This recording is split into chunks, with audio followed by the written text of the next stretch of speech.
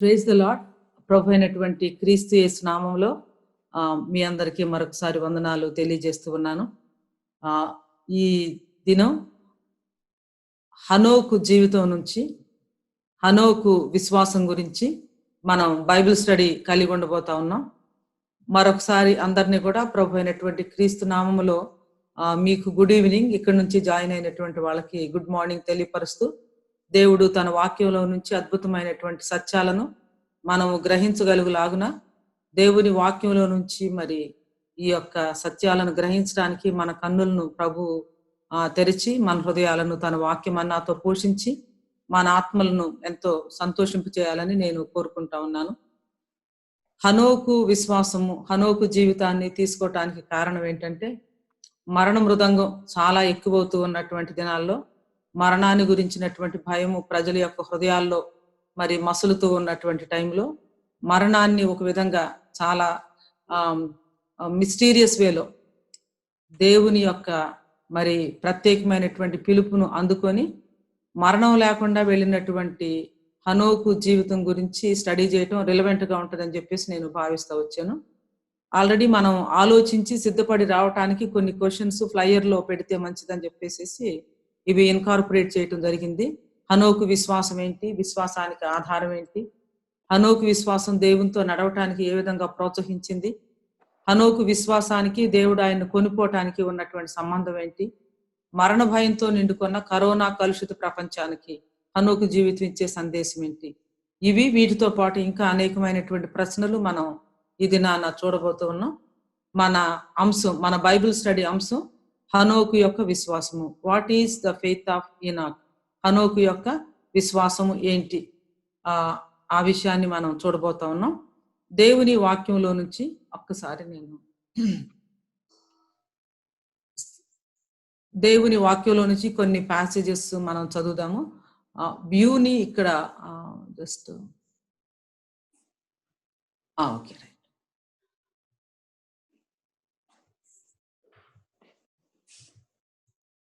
దేవుని వాక్యంలో నుంచి ఆది కాండంలోను, హెబ్రీలకు రాసిన పత్రికలోను, యోధా పత్రికలోను హనోకు గురించినటువంటి విషయాలు ఉన్నాయి. ఒక వ్యక్తి లైఫ్ని మనం స్టడీ చేయాలంటే, ఒక వ్యక్తి బయోగ్రఫీని మనం స్టడీ చేయాలంటే రెండు విషయాలు మనం ప్రధానంగా చూస్తాము. ఒకటి ఏంటంటే, ఆ వ్యక్తి గురించి బైబిల్లో ఏమైతే వ్రాయబడిందో ఆ భాగాల మొత్తాన్ని మనం చూస్తాము. రెండోది, ఆ వ్యక్తి జీవించినటువంటి సమయంలో తనకు ఎంతవరకు ప్రత్యక్షత, అంటే దేవుని యొక్క ప్రత్యేకమైనటువంటి ప్రత్యక్షత, దేవుని యొక్క రెవల్యూషన్ ఎంతవరకు ఉంది, ఆ రెవల్యూషన్ యొక్క వెలుగులో తాను ఎంతవరకు నమ్మకంగా నడుచుకున్నాడు. These are the 2 important things that we look at when we are studying the character or biographical study of a person. మొట్టమొదటిగా మనం దేవుని వాక్యంలో నుంచి హనోకు గురించి ఏ విషయాలైతే వ్రాయబడి ఉన్నాయో వాటిని మనం చదువుతాము. ఈ 3 భాగాల్లో కూడా కలిపి 8 వచనాల కంటే ఎక్కువ లేదు.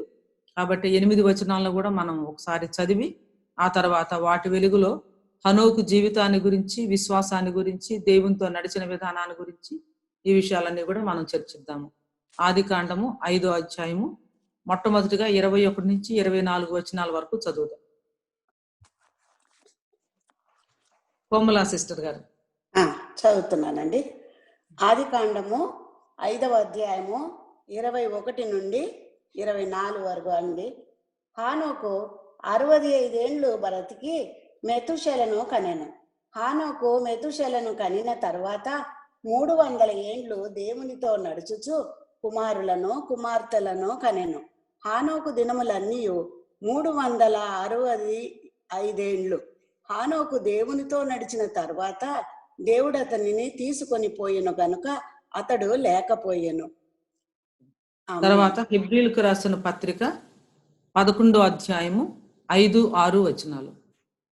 హెబ్రీలకు రాసిన పత్రిక 11వ అధ్యాయము 5-6 వచనాలు. హెబ్రీలకు రాసిన పత్రిక 11:5-6.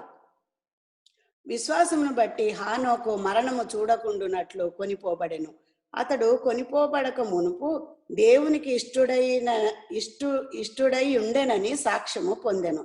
కాగా దేవుడు అతనిని తీసుకొని పోయాను గనుక అతడు కనబడలేదు. విశ్వాసము లేకుండా దేవునికి ఇష్టుడై ఉండుట అసాధ్యము. దేవుని యొద్దకు వచ్చువాడు ఆయన ఉన్నాడనియు తన్ను వెదకు వారికి ఫలము దయచేయువాడనియు నమ్మవలెను కదా. మూడవదిగా యోధా పత్రిక 14-15 వచనాలు. యోధా పత్రిక 14-15 వచనాలు.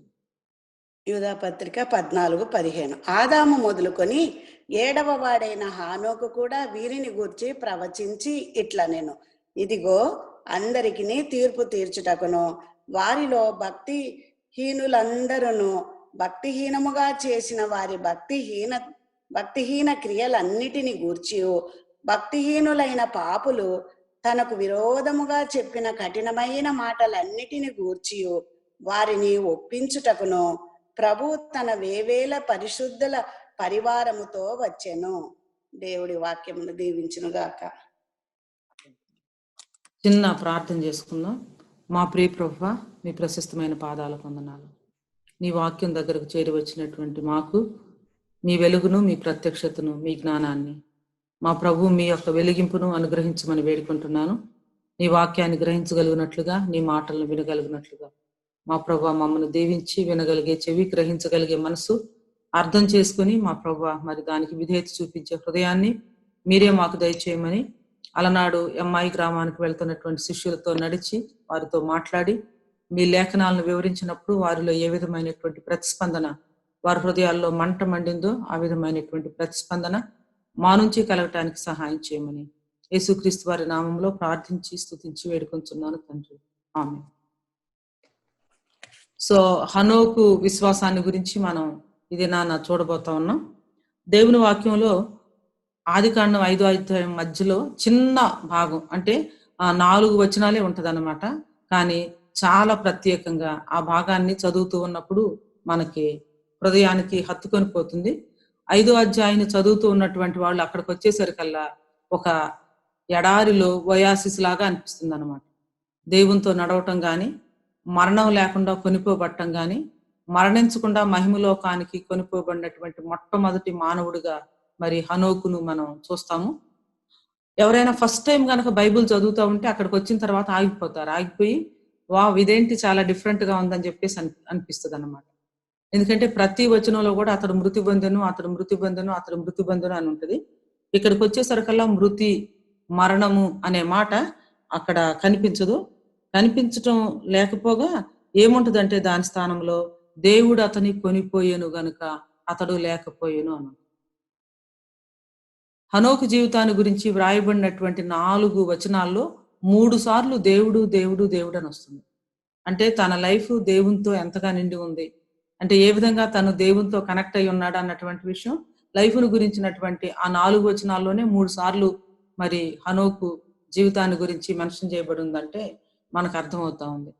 ఈ 5వ అధ్యాయం చదువుతూ ఉన్నప్పుడు మరణ మృదంగం మోత బాగా వినిపిస్తా ఉంది.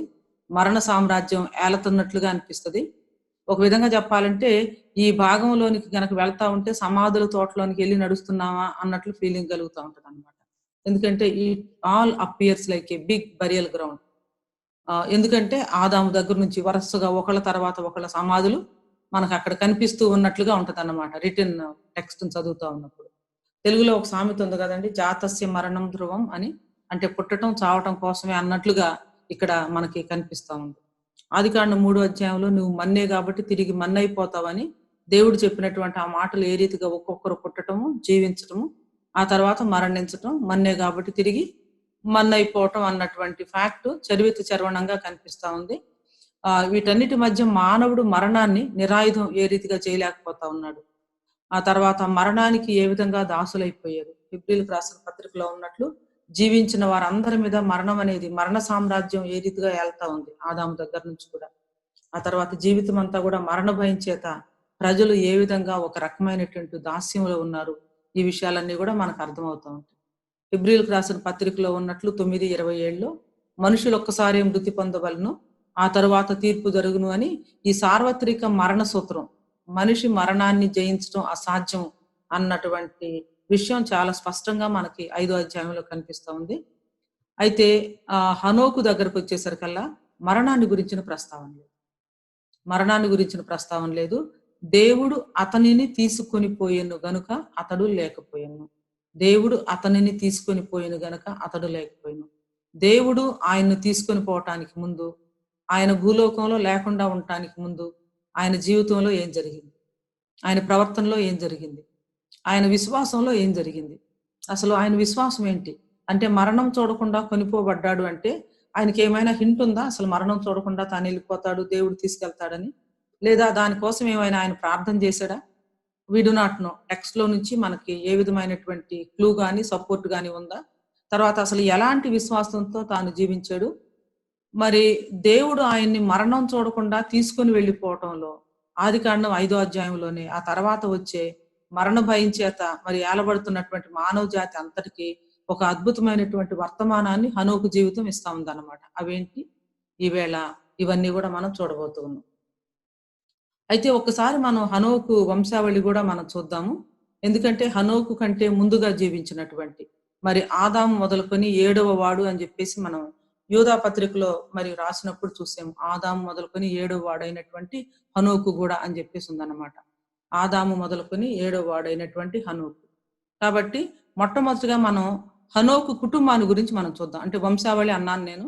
అంటే తన తాత ముత్తాతలు ఎవరు, తనకి పుట్టినటువంటి బిడ్డలు ఎవరు, తర్వాత హనోకు జీవించినటువంటి ఆ యొక్క ఇయర్స్ ని మనం దృష్టిలో పెట్టుకొని what do we know about Enoch's family, హనోకు కుటుంబాన్ని గురించి మనకేం తెలుస్తుంది? ఒకసారి మనం టెక్స్ట్ చదువుదాము. ఇక్కడ ఉన్నటువంటి జీనియాలజీని కొంచెం ముందుకి వెనక్కి చదువుతాము.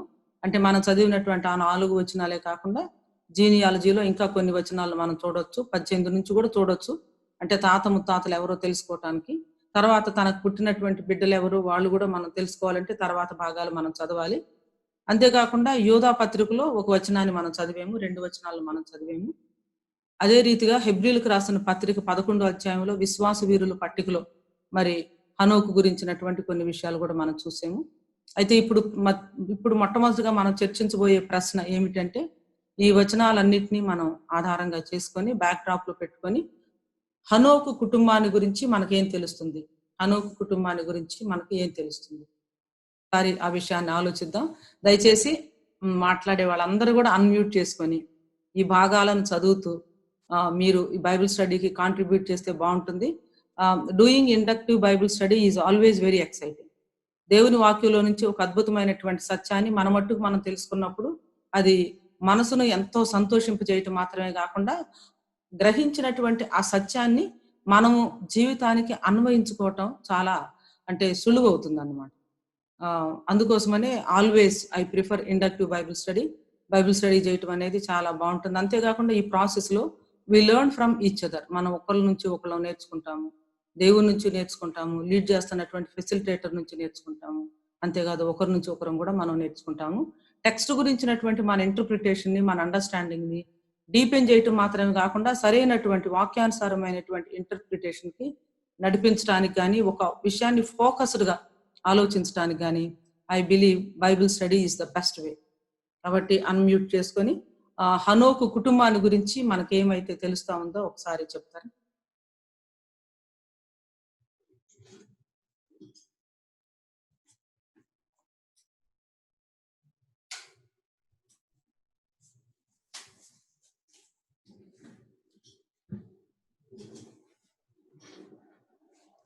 హనోకు కుటుంబాన్ని గురించి మనకేమి అర్థమవుతుంది? హనోకు తండ్రి గురించి ఉందాక. Very good. హనోకు తండ్రి ఎవరు?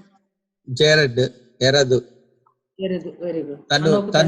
తనకి ఎన్ని సంవత్సరాలు అప్పుడు హనోకు పుట్టాడు, తను పుట్టిన తర్వాత ఇంకా ఎన్ని సంవత్సరాలు బ్రతికాడు, మొత్తం ఎన్ని సంవత్సరాలు ఉన్నాడు అనేది ఉందాక. 962 ఏండ్లు. Very good. ఎరెదు 162 ఏండ్లు బ్రతికి హనోకును కన్ను. 162 years కి హనోకు పుట్టాడు. హనోకు పుట్టిన తర్వాత ఇంకా చాలా మంది పుట్టే ఉంటారు, కుమారులు కుమార్తెలు. తర్వాత ఎరెదు దినములన్నీ 962 ఏండ్లు అప్పుడు అతను మృతి పొందెను. Very good. ఇంకా తండ్రి ఎరెదు, ఆయన్ని దేవుడు తీసుకెళ్ళక ముందు 365 years బ్రతికారక్క. వెరీ గుడ్ అమ్మా. దేవుడు ఆయన్ని తీసుకొని వెళ్ళటానికి మునుపు మరి 365 years బ్రతికారు. ఇంకా హనోకు కుటుంబము అని చెప్పేసి అంటున్నాం కదా, అంటే తనకు ముందు ఉన్నటువంటి వాళ్ళు తన తర్వాత వాళ్ళ గురించి కొంచెం ఆలోచిద్దాం జీనియాలజీని బేస్ చేసుకుని.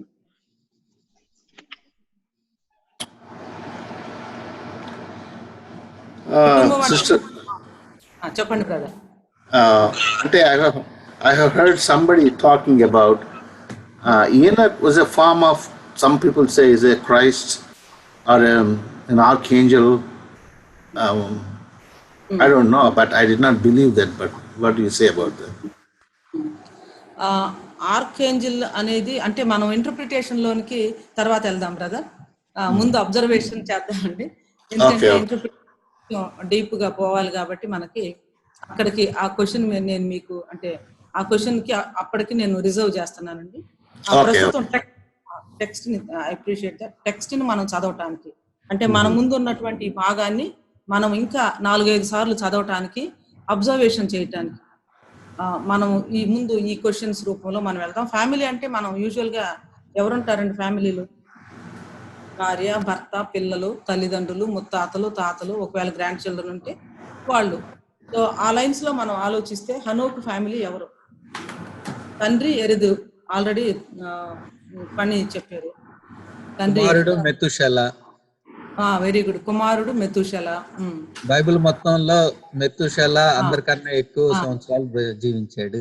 ఎస్, అందరికంటే కూడా ఎక్కువ సంవత్సరాలు జీవించారు. Grandson Lamech. తర్వాత మనవడు ఎవరు? లమెక్. మనవడు Lamech. Very good. Methuselah also represents some kind of, అంటే మీరు మెయిన్ పాయింట్ కి వెళ్తున్నారు కదా, so an archangel or a form of,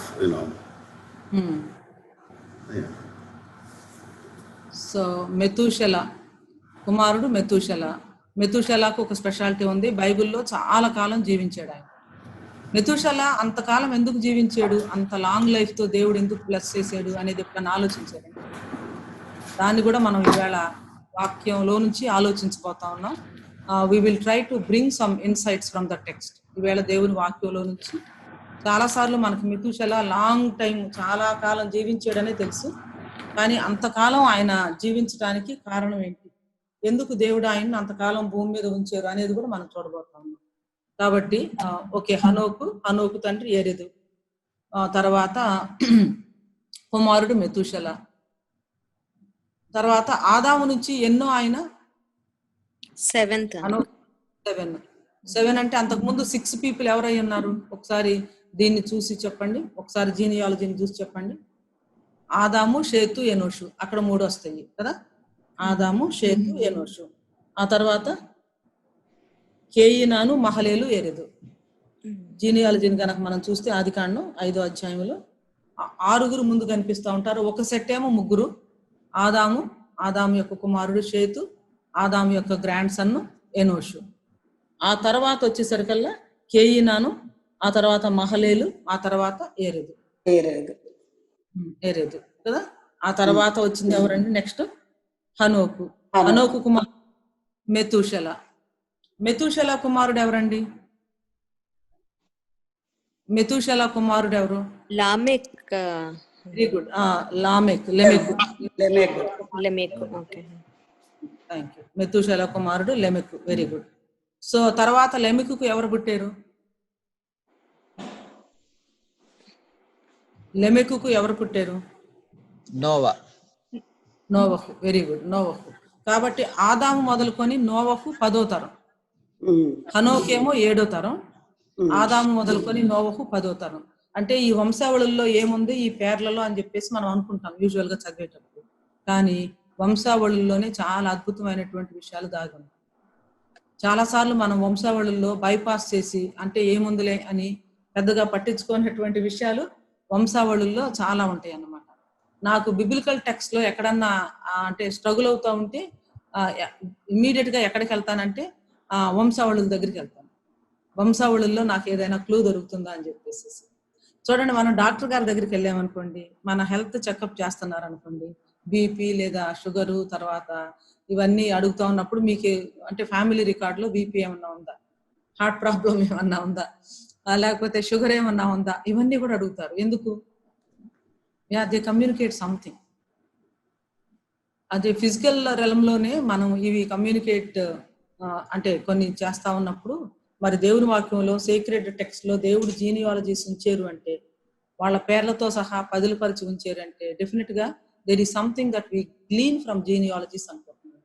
ఈ వంశావళుల నుంచి మనం నేర్చుకోవలసిన, ఆలోచించవలసిన, అర్థం చేసుకోవాల్సినటువంటి విషయాలు ఉన్నాయని చెప్పేసి నేను భావిస్తా ఉన్నాను.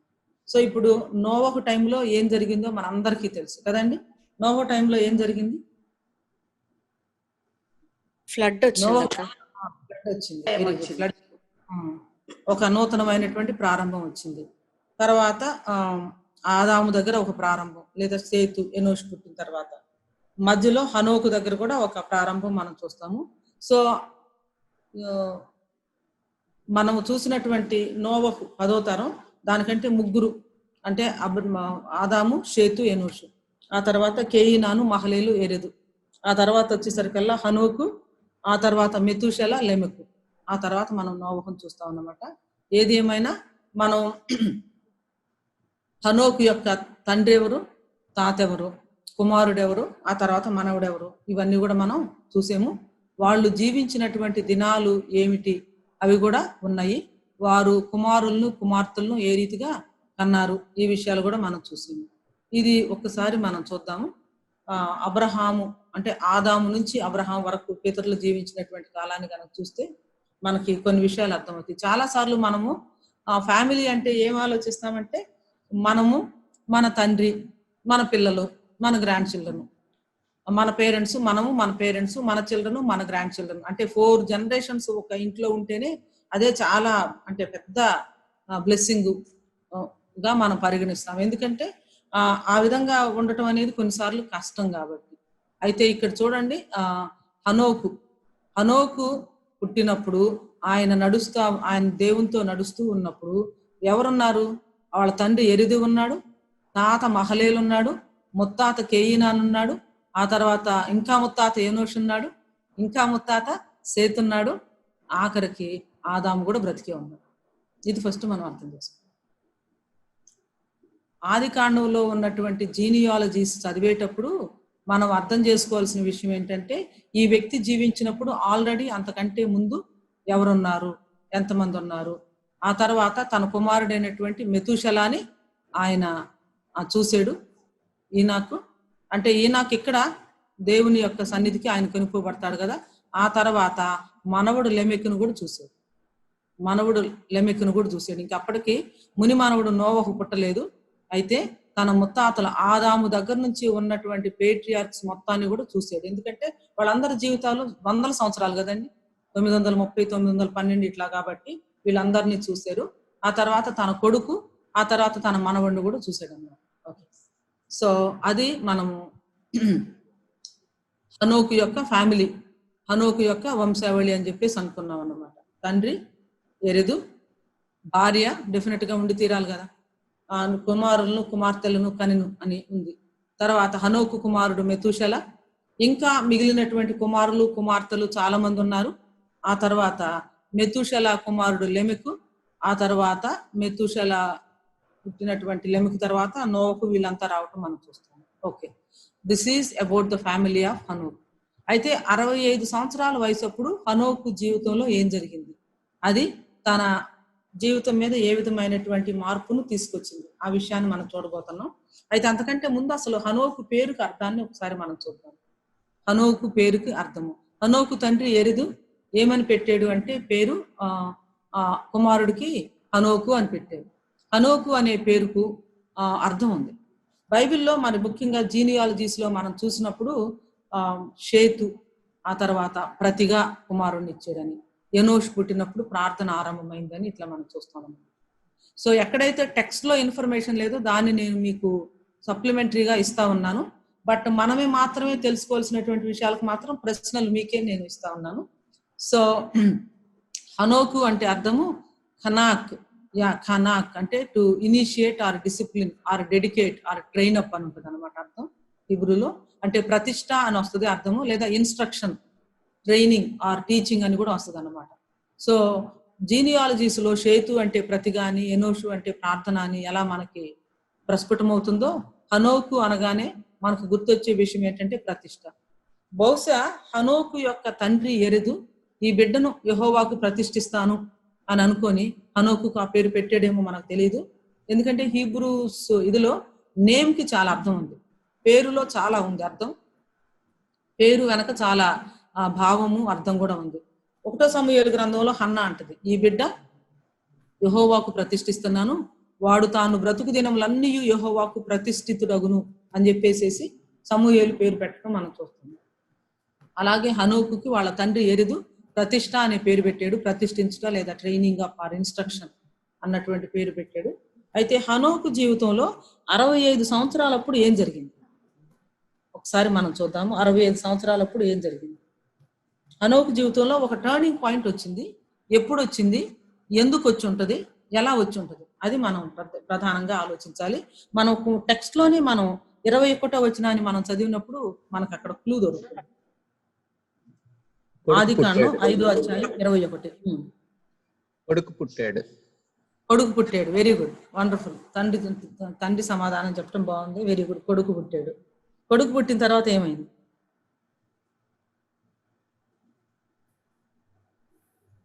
కొడుకు పుట్టిన తర్వాత ఏమైంది? శాంతి భాస్కర్ గారు ఉన్నారా? జాయిన్ అయినట్లేరక్క. జాయిన్ అవ్వలేదు. ఓ ఓకే. అంటే బాగాలేదు అనుకుంటాను. అవునా? అరే ఓకే. కవిత అండ్ అనిత ఉన్నారా? ఉన్నారక్క. ఉన్నారా? Okay okay. కొంచెం మీరంతా there are many smart women in this group who can understand the text and interpret the text for us. May I request you to speak and to share, please? ప్రీతి, కవిత, అనిత, శాంతి గారు ఉన్నారా? సుధాకర్ గారు missus తను busy ఉంది sister, ఈరోజు join అవ్వలేదు, meeting లో ఉంది. చెప్పండి. హనోకు 65 ఏళ్ళప్పుడు మెతూషెల కని ఆ తర్వాత కూడా దేవునితో నడుచుచు ఇంకను కుమారులను కన్నాడు. అలా దేవునితో నడుస్తూనే అతను నడిచిన తర్వాత 365 ఏళ్ళప్పుడు చనిపోయాడు. దేవునితో నడిచి. Very good. సో హనోకు లైఫ్ లో 65 years కి ఒక టర్నింగ్ పాయింట్ వచ్చింది. అంటే ఏమని అనుకోవచ్చు ఆ టర్నింగ్ పాయింట్? 22వ వచనాన్ని చదువుతారమ్మా. ప్రీతినా చెప్పింది ఇప్పుడు సమాధానం, ఆన్సర్ చెప్పింది ఇప్పుడు. అనిత ఒకసారి చదువుతావమ్మా? 22వ వచనం ఒకసారి చదువుతావా? హనోకు మెతూషెలను కనిన తర్వాత 300 ఏళ్లు దేవునితో నడుచుచు కుమారులను అదొకసారి అండర్లైన్ చేసుకొని దాన్ని నువ్వు ఎలా ఇంటర్ప్రిట్ చేస్తావు? హనోకు మెతూషెలను కనిన తరువాత 300 ఏళ్ళు, దాన్ని బట్టి ఏమని ఇంటర్ప్రిట్ చేయొచ్చు?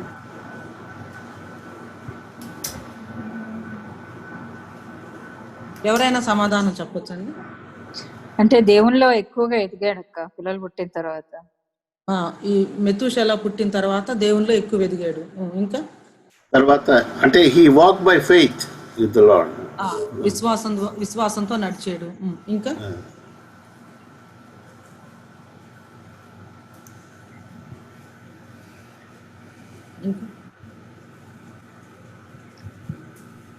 అంటే ఆ వచనాన్ని బట్టి మెతూషెల పుట్టడం is a turning point in his life అన్నట్టు అనిపిస్తుంది అక్క. Exactly Kavitha, this is what I'm actually looking for. ఏంటంటే మెతూషెల పుట్టడం అనేది లైఫ్ లో ఒక పెద్ద టర్నింగ్ పాయింట్ తీసుకొచ్చింది. ఆయన తమ తండ్రి అయినటువంటి ఎరెదు ద్వారా ప్రతిష్ఠ అనే పేరు పెట్టుకున్నా కూడా 65 సంవత్సరాల జీవితం మామూలుగానే ఉన్నట్లుంది, మార్పు ఏమి లేదు. అంటే అంతకుముందు వాళ్ళు ఎలా ఉన్నారో అలాగే ఉంది. కానీ హనోకు మెతూషెలను కనిన తరువాత 300 ఏండ్లు, అంతకుముందు 65 ఏళ్ళు మామూలుగానే ఉంది అందరిలాగానే, కానీ కనిన తరువాత 365 ఏండ్లు దేవునితో నడుచుచు అనే మాట. కాబట్టి ఆ మెతూషెల పుట్టిన తర్వాత హనోకు జీవితంలో ఒక పెద్ద టర్నింగ్ పాయింట్ వచ్చింది. ఆ టర్నింగ్ పాయింట్ ఎందుకు వచ్చి ఉంటది అంటే ఏమైనా కారణం ఉందా? ఏమైనా మనం టెక్స్ట్ లో నుంచి హోలీ గెస్ ఏమైనా చేయొచ్చా, ఏదైనా క్లూ దొరుకుతుందా మనకి, అది ఇప్పుడు మనం ఆలోచించవలసినటువంటి ప్రధానమైన ఇంటర్ప్రిటేటివ్ ప్రశ్న. టెక్స్ట్ అని మనం ఇంటర్ప్రిట్ చేయటం అంటే అదే టెక్స్ట్ లో ఉన్నటువంటి విషయాలను బాగా అర్థం చేసుకొని వేరే సపోర్టింగ్ టెక్స్ట్ నుంచి ఎవిడెన్స్ తీసుకొని టెక్స్ట్ యొక్క వెలుగులో బైబిల్ ఇంటర్ప్రిట్ చేస్తుంది కదండి, ఆ వెలుగులో మనం ఇది చేయొచ్చు. ఈ వచనాన్ని మనం అర్థం చేసుకోవాలంటే మనకి ఇంకొకటి హెల్ప్ చేసేది ఏంటంటే ఇప్పటి వరకు జరిగినటువంటి చరిత్ర ఏంటి, ఈ చరిత్రను బట్టి దేవుని గురించి మనుషులకు ఉన్నటువంటి ప్రత్యక్షత ఏంటి, ఎంతవరకు అంటే దేవుడు తను తాను ప్రత్యక్షపరుచుకున్నారు, దేవుని గురించి ఏ ఏ విషయాలు వాళ్ళకి అర్థమైనవి, దాని వెలుగులో మనం చూసినా కూడా హనోకుకు మెతూషెలా పుట్టిన తర్వాత ఒక టర్నింగ్ పాయింట్ లైఫ్ లో రావడానికి కారణం ఏమై ఉండొచ్చు, కొంచెం ఆలోచిద్దామా. వాక్ విత్ గాడ్ అనేది స్టార్ట్ అయిందాక. It's longest journey, 300 years. 300 years is a longest journey. Walk with the Lord అనేది స్టార్ట్ అయింది. Yes, wonderful. ఇంకా అంటే ఇంకా దానిలోనికి ఇంకా గుచ్చి అడుగుతా ఉన్నాను నేను, ఆ walk with the lord start అవటానికి కారణం ఏమై ఉండొచ్చు? అంటే he must be promised child ఏమో అక్క. అంటే వాళ్ళు వెయిట్ చేసి పుట్టుంటాడు మెతుషల. వెయిట్ చేసి మెతూషెలా వెయిట్ చేసి పుట్టుంటాడా? లేదురా, ఎందుకంటే 65 ఏళ్లకే పుట్టాడమ్మా. హనోకు 65 ఏండ్లు బ్రతికి మెతూషెలను కన్ను. ఎందుకంటే చాలా చిన్న వయసులోనే పుట్టాడు కొడుకు. అట్లా గనక చూస్తే నోవహు 500 ఏండ్లకు పుట్టాడు, షేము హాము యాపెతు కదా. ఆదాము 130 ఏళ్ళు, కేయినాను 70 ఏండ్లు, మహలేలు 65 ఏండ్లు. ఒక విధంగా చెప్పాలంటే చిన్న వయసులోనే, అంటే నేను యూజువల్ గా జీనియాలజీస్ చదువుతా ఉన్నప్పుడు నా అండర్స్టాండింగ్ ఏంటంటే 40-45 కి వివాహాలు అవుతుంది, 60-65 సంవత్సరాల కల్లా పిల్లలు పుట్టడం కూడా ప్రారంభం అవుతుంది. 900 సంవత్సరాలు జీవిస్తా ఉన్నారు కాబట్టి 5-6 తరాలను చూస్తూ ఉన్నారు, అదన్నమాట పరిస్థితి. ఓకే, ఇంకా కొంచెం ఆలోచించవచ్చు. అక్క లోకం మీదకి దేవుడు తీర్పు తీర్చబోతున్నాడు, అందరినీ భక్తి లేని వారందరినీ నాశనం చేయబోతున్నాడు అని ఆయనకి ఆయనకి అర్థమయ్యి దేవునితో నడవటం ఎక్కువ చేస్తారు. Wow, that's wonderful Anita. ఎందుకంటే God is going to judge the world అన్నటువంటి ఒక సెన్స్ తనకి కలిగింది. దాన్నే మనం ప్రత్యక్షత అంటాం అన్నమాట, దాన్నే గాడ్స్ రివల్యూషన్. ఎట్లా మనకు అర్థమవుతుందంటే కుమారుడికి ఏమని పేరు పెట్టాడు? కుమారుడికి ఏమని పేరు పెట్టాడంటే మెతూషెలా అని పేరు పెట్టాడు. మెతూషెలా అని పేరు పెట్టాడు. మెతూషెలా అంటే అర్థం ఏంటో తెలుసా? మోత్ అంటే డెత్ అని హీబ్రూలో, అతడు చనిపోయిన తర్వాత అది సంభవించింది. మెతూషెలా అంటే అర్థం ఏంటంటే అతడు చనిపోయిన తరువాత అది సంభవించింది. మెతూషెలా అనే పేరు పెట్టాడు అంటే దేవుడు ఒక ప్రత్యక్షత హనోకుకి ఇచ్చాడండి, లేకపోతే అసలు ఈ అర్థంతో ఈ పేరు పెట్టడం అనేది జరగదు. ఈ ప్రత్యక్షత ఎప్పుడైతే దేవుడు తనకి ఇచ్చాడో అక్కడి నుంచి తన లైఫ్ లో ఒక టర్నింగ్ పాయింట్ వచ్చిందని చెప్పేసి నేను అనుకుంటా ఉన్నాను. ఎందుకంటే చాలా సార్లు జలప్రళయం అనగానే మనం ఏమనుకుంటామంటే ఒక్క నోవహే ఆలోచిస్తాం. నోవహుకు మాత్రమే తెలిసింది జలప్రళయాన్ని గురించి, దేవుడు ఆయనతో మాట్లాడారు కాబట్టి ఆయన ఓడను సిద్ధం చేసుకున్నారని చెప్పేసి అనుకుంటాం. లేదు, నోవహు కంటే ముందు కనీసం వాళ్ళ ముత్తాత దగ్గర నుంచి దీని గురించినటువంటి ప్రత్యక్షత స్టార్ట్ అయింది. దేవుడు తెలియపరిచారు. వారి బిడ్డలకు పెట్టినటువంటి పేర్లు గాని, ఆ తర్వాత వారి పేర్లలో ఉన్నటువంటి అర్థం గాని, ఆ తర్వాత వారి యొక్క జీవిత కాలము, జీవించినటువంటి విధానము, ఇవన్నీ చూస్తే మనకు అర్థమవుతుంది. ఇది కనిపిస్తా ఉందా? ఇక్కడ మెతూషెలా ఉన్నాడు, ఇక్కడేమో బిల్లీ గ్రాహం గారు ఉన్నారు, కింద ఏముంది? When he dies judgement comes అని ఉంది. కొంతమంది అమెరికాలో, అంటే మీరే ఇంటర్ప్రిట్ చేయాలి దీన్ని, బిల్లీ గ్రాహం గారు చనిపోయిన తర్వాత డెఫినెట్ గా దేవుని జడ్జిమెంట్ అమెరికా మీద మొదలవుతుంది అని చెప్పేసి కొంతమంది ప్రీచ్ చేసినటువంటి వాళ్ళు ఉన్నారు. నేను దీన్ని అగ్రీ చేయటం లేదు, అలానే డిజగ్రీ కూడా చేయటం లేదు. మీరు సిటిజన్స్ ఆ కంట్రీలో ఉన్న వారు కాబట్టి మీరు దీన్ని కరెక్ట్ గా ఇవాల్యుయేట్ చేయగలిగిన వాళ్ళు మీరు. బట్ ఒకటి మాత్రం కరెక్ట్, ఆయన కంట్రీలో ఉన్నప్పుడు, ఆయన బ్రతుకున్నప్పుడు పెట్టినటువంటి ఇవాంజలిస్టిక్ మీటింగ్స్ కానీ అసలు చాలా అద్భుతం. అంటే ఒక లైఫ్ టైంలో అంత అద్భుతమైనటువంటి సేవ చేసి అన్ని లక్షల మందిని, మిలియన్స్ ఆఫ్ పీపుల్ ని ప్రభు దగ్గరికి నడిపించినటువంటి గొప్ప దైవ సేవకుడు మాత్రం మరి ఈ దేశం, మరి అమెరికా దేశం ప్రపంచం మొత్తానికి ఇవ్వడం అనేది చాలా అద్భుతమైన విషయం. బిల్లీ గ్రాహం గారి అది లైఫ్ లైబ్రరీ చూసినప్పుడు ఐ వాజ్ గ్రేట్లీ ఇన్స్పైర్డ్. అంటే మన లైఫ్ టైంలో కూడా మనం చాలా మందిని రీచ్ అవ్వగలిగినంత మందిని దేవుని సువార్తతో రీచ్ అయితే ఎంత బాగుంటది కదా అని చెప్పేసి నాకు కూడా చాలా సంతోషం అనిపించింది అన్నమాట. సో ఇక్కడ 65 సంవత్సరాల వయసు వచ్చినప్పుడు హనోకుకి ఒక కొడుకు పుట్టాడు. ఆ కొడుకు పుట్టినప్పుడు దేవుడు ఒక ప్రత్యక్షత ఇచ్చాడు. ఆ ప్రత్యక్షత గురించినటువంటి విషయాలు ఇక్కడ రాయబడలేదు కానీ అసలు ఆయన కుమారుడికి పెట్టినటువంటి పేరును బట్టి డెఫినెట్ గా ఈ ప్రత్యక్షత దేవుడు జడ్జిమెంట్ ఇవ్వబోతా ఉన్నాడు, లోకానికి జడ్జిమెంట్ రాబోతుంది అన్నటువంటి విషయం అని చెప్పేసి మనం అనుకుంటున్నాం. ఎందుకు అంటే అతడు చనిపోయిన తర్వాత అది సంభవించును అని తన కుమారునికి పేరు పెట్టాడు. ఏమిటది? రాబోతున్నటువంటి దేవుని యొక్క తీర్పు. అది ఎప్పుడు సంభవిస్తుంది? ఈ యొక్క మెతూషల చనిపోయిన తర్వాత మాత్రమే అది వస్తుంది అని మనం గనక చూస్తే, మెతూషల చనిపోయినటువంటి నెక్స్ట్ ఇయరే మనకి ఈ జలప్రళయం రావటం మనం చూస్తాము. నేను చెప్తాను ఆ లెక్కలు తర్వాత అవన్నీ కూడా మీకు క్లియర్ గా చూపిస్తాను. మెతూషల చనిపోయిన తర్వాత నెక్స్ట్ ఇయరే ఈ యొక్క జడ్జిమెంట్ రావటం మనం చూస్తాము. మళ్ళా దీన్ని మిస్ చేస్తానేమో అని ఇక్కడే ఈ క్వశ్చన్ కూడా ఆన్సర్ చేస్తాను. మెతూషల ఎందుకు అంతకాలం జీవించాడంటే, పూర్వము నోవహు దినముల్లో ఓడ సిద్ధపరచబడుచు ఉండగా దేవుడు దీర్ఘశాంతం చూపించి చాలా దీర్ఘశాంతాన్ని వహించి ఇంకా ఇంకా ఇంకా ఇంకా పొడిగిస్తూ వచ్చారు. ఈయన చనిపోయే వరకు, అంటే ఈయన చనిపోతే గాని ఆ దేవుని యొక్క ఆ ఉగ్రత రావటానికి లేదు. కాబట్టి మెతూషల అంత లాంగ్ టైము భూమి మీద జీవించిన వ్యక్తిగా ఉన్నాడు. ఇది మన ఊహ అని చెప్పేసి ఒకవేళ ఎవరైనా అడిగితే, సుధాకర్ గారు ఎవరైనా కనుక ఇలాంటి ప్రశ్న వేస్తే సమాధానం ముందే చెప్తున్నాను, తర్వాత మీకు క్వశ్చన్స్ ఇస్తాను. నూతన నిబంధనలో సిమియోను అని ఆయన ఉన్నాడు.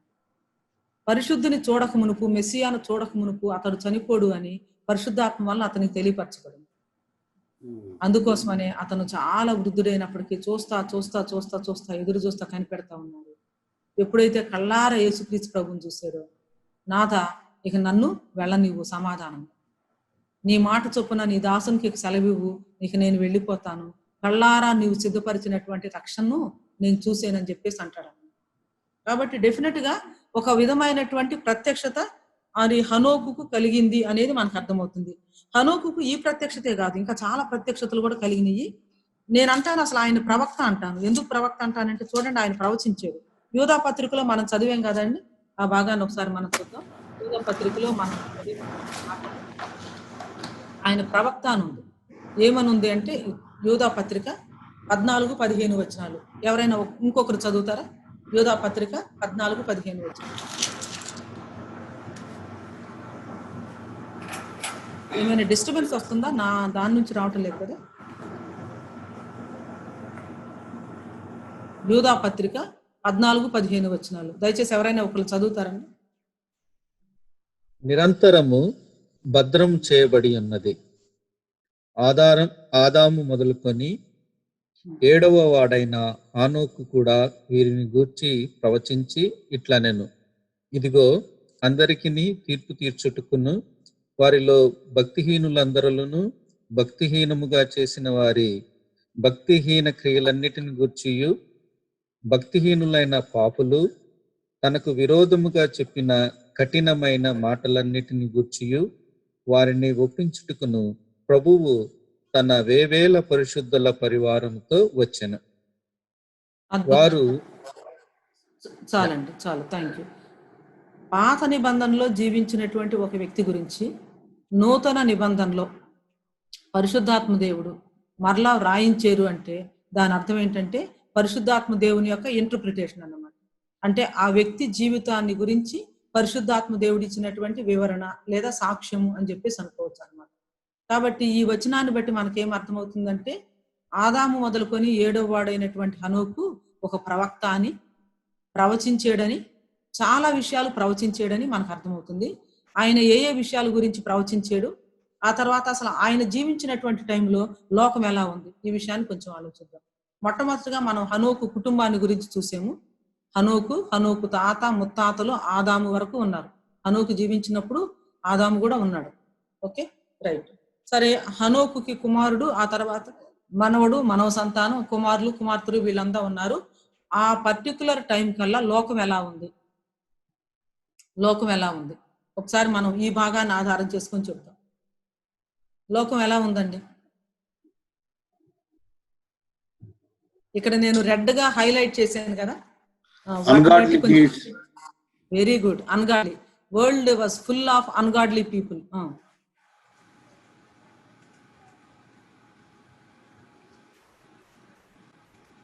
ఇక్కడ 3 విషయాలు ఉన్నాయి. భక్తిహీనులు అందరూ భక్తిహీనముగా భక్తిహీన క్రియలన్నిటినీ గూర్చి. అసలు భక్తి అనేది బొత్తిగా పోయిందండి. 7వ తరం వచ్చేసరికల్లా ఎనోషు పుట్టినప్పుడు ప్రార్థన ప్రారంభమైంది. హేబెల్తోనేమో అర్పణ ఆరాధన ప్రారంభమైంది. హేబెల్ చనిపోయాడు. ఆ తర్వాత హేబెలుకు ప్రతిగా షేతు పుట్టాడు. షేతు కుమారుడు పుట్టినప్పుడు ప్రార్థన ప్రారంభమైంది అని ఉంటది. ఈ మధ్యలో దేవుని గురించినటువంటి ఊసే లేదు, దేవుని గురించినటువంటి ప్రస్తావనే లేదు. కానీ హనోకు జన్మించే టైం కల్లా, హనోకు జీవిస్తూ ఉన్నటువంటి టైం కల్లా ముందున్నటువంటి 6 తరాలు వాళ్ళ యొక్క సంతానము ప్రజలు ఎలా తయారయ్యారంటే పూర్తిగా భక్తిహీనులు అయిపోయారు. భక్తిహీనులు మాత్రమే కాదు కానీ వాళ్ళ క్రియలన్నీ కూడా భక్తిహీనంగా ఉన్నాయి. వాళ్ళ జీవిత విధానం కూడా చాలా భక్తిహీనంగా ఉంది. పైగా ఇంకేం జరుగుతూ ఉందో చూడండి. 15వ వచనాన్ని కనుక చూస్తే ఏమర్థమవుతుంది మనకి? భక్తిహీనులైన పాపులు తనకు విరోధముగా చెప్పిన కఠినమైన మాటలన్నిటిని గురించి వారిని ఒప్పించుటకు ప్రభువు వేవేల పరిశుద్ధుల పరివారముతో వచ్చెను. అంటే ఎక్స్టెంట్ ఆఫ్ ఈనాక్స్ ప్రాఫెసీ, అంటే ఎన్ని విషయాల గురించినటువంటి ప్రాఫెసీ తన తరంలో చెప్పారు. ముందు కుమారుడు పుట్టినప్పుడు ఒక ప్రత్యక్షత కలిగిందని చెప్పేసి మనం చూసుకున్నాం. ప్రత్యక్షత కలగటమే కాదు కానీ దేవునితో తాను నడుస్తూ ఉండగా ఇంకా చాలా ప్రత్యక్షతలు ప్రభు ఇచ్చారు. వాటి గురించి మనం మాట్లాడబోతున్నాం. ఆ టైంలో ప్రజలు ఎలా ఉన్నారు ఈ భాగాన్ని బట్టి మనం అర్థం చేసుకుందాం. ఇంకా కొన్ని విషయాలు, కొన్ని ఇన్సైట్స్ తీసుకొస్తారా? The situation is the same now. No change. ఇప్పుడు ఎలా ఉందో సిచ్యుయేషన్ అప్పుడు కూడా అలాగే ఉంది డెఫినెట్ గా. ఇంకా జీసస్ క్రైస్ట్ కమింగ్ అప్ కూడా చెప్పారు కదా బోధలలో, that the end days will be as the days of Noah అని. అవును అవును. యేసుక్రీస్తు ప్రభు వారి మనుష్య కుమారుని దినాలకు ముందు ప్రజలు ఎట్లా ఉంటారో అట్లాగే ఉన్నారని. ఇంకా అంటే లోకం దేవుని యొక్క ఉగ్రత కింద ఉంది, ఆల్రెడీ జడ్జిమెంట్ కింద ఉంది. World was under God's judgement already. ఇక్కడ తీర్పు తీర్చుటకును అనే మాట వస్తుంది చూడండి. ఇదిగో అందరికి తీర్పు తీర్చుటకును అంటే దేవుని తీర్పు కిందకి, ఉగ్రత కిందకి వచ్చేసింది. చాలా సార్లు మనం అనుకుంటాం హనోకు నుంచి నోవహు వచ్చేసరికల్లా లోకం అంతా చెడిపోయింది అనుకుంటాం. కానీ ఈ చెడిపోవడం అక్కడే మొదలైంది. అక్కడ హనోకు టైంకే లోకం అంతా కూడా భయంకరంగా చెడిపోయింది. అంతా భక్తిహీనత ఉంది, భక్తిహీనులు ఉన్నారు, భక్తిహీనమైనటువంటి క్రియలు. ఇంకా జనాలు చూడండి ఎలా మాట్లాడుతున్నారు. ఈ వచనాన్ని గమనించండి, 15వ వచనం. And they have spoken against him. That is the one of the. అది అంటే చాలా గర్వంగా విర్రవీగి మాట్లాడుతూ ఉన్నారు దేవునికి వ్యతిరేకంగా.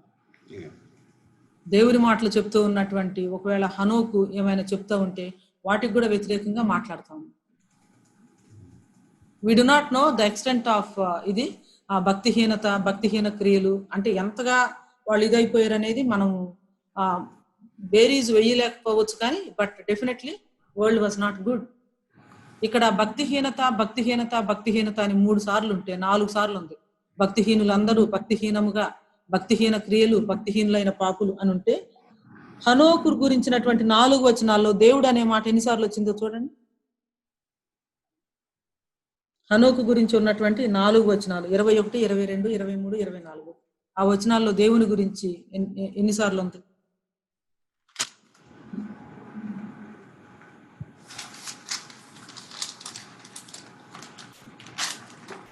ఎవరైనా చెప్తారా? అన్మ్యూట్ చేసుకొని. 3 times అక్క. 3 times ఉంది. 4 వచనాల్లో దేవుని గురించి 3 సార్లు ఉంది.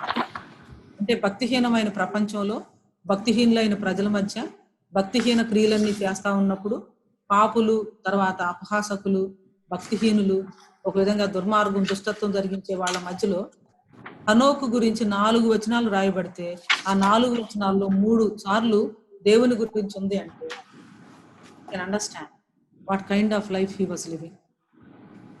నేను అనుకుంటున్నాను అంటే ఒకవేళ మన అందరం కనుక బయోగ్రఫీస్ రాసుకుంటే, ఆటోబయోగ్రఫీస్ రాసినా లేదా మన బయోగ్రఫీస్ రాసినా ఎన్ని చాప్టర్స్ కంప్లీట్ గా దేవునికి డెడికేట్ అవుతుంది. హనోకు జీవితంలో 65 ఇయర్స్ మామూలుగానే ఉన్నాయి, అందరిలాగే జీవించాడు. కానీ ఆ తర్వాత ఎన్ని సంవత్సరాలు దేవునితో నడిచాడండి?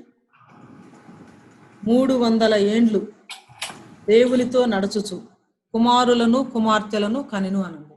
శాంతి భాస్కర్ గారు ఉంటే చాలా బాగుండేది అనుకుంటున్నాను. I really miss her today. ఎందుకంటే ఇలాంటి ప్రశ్న శాంతి భాస్కర్ గారు మీరు చెప్పాలి. దేవునితో నడుచుచు కుమారులను కుమార్తెలను కనెను అంటే ఏంటో అర్థం మీరు కొంచెం వివరించాలి. దేవునితో నడుచుచు కొంచెం టైం ఇవ్వమంటారా? Okay okay okay. దేవునితో నడుచుచు కుమారులను కుమార్తెలను అలా అంటే చాలా బ్యూటిఫుల్ థింగ్ ఏంటంటే మరణ సామ్రాజ్యం మధ్యలో, మరణ మృదంగం మధ్యలో ఒక అద్భుతమైనటువంటి దేవుడు కొనిపోవటం చూస్తున్నాం. అంటే ఇట్స్ ఏ మెగా ఈవెంట్ అన్నమాట. ఆ పాయింట్ లోకి వచ్చినప్పుడు అసలు దాని యొక్క సిగ్నిఫికెన్స్ ఏంటో మనం చూద్దాం. సమాధుల తోటలోని గనక వెళ్తే మా తాత, మా ముత్తాత, మా తాత వాళ్ళ తాత, మా తండ్రి అని ఇట్లా వస్తూ ఒక దగ్గరకు వచ్చేసరికల్లా ఈయన సమాధి మాత్రం ఇక్కడ లేదు. ఎందుకంటే ఆయన దేవుడు తీసుకెళ్లిపోయాడు, ఆయన చనిపోలేదు, ఆయన సమాధి కూడా లేదంటే ఎలా ఉంటది? అట్లా ఉంది. సమాధుల తోటలో ఒక సమాధి మిస్ అయ్యింది.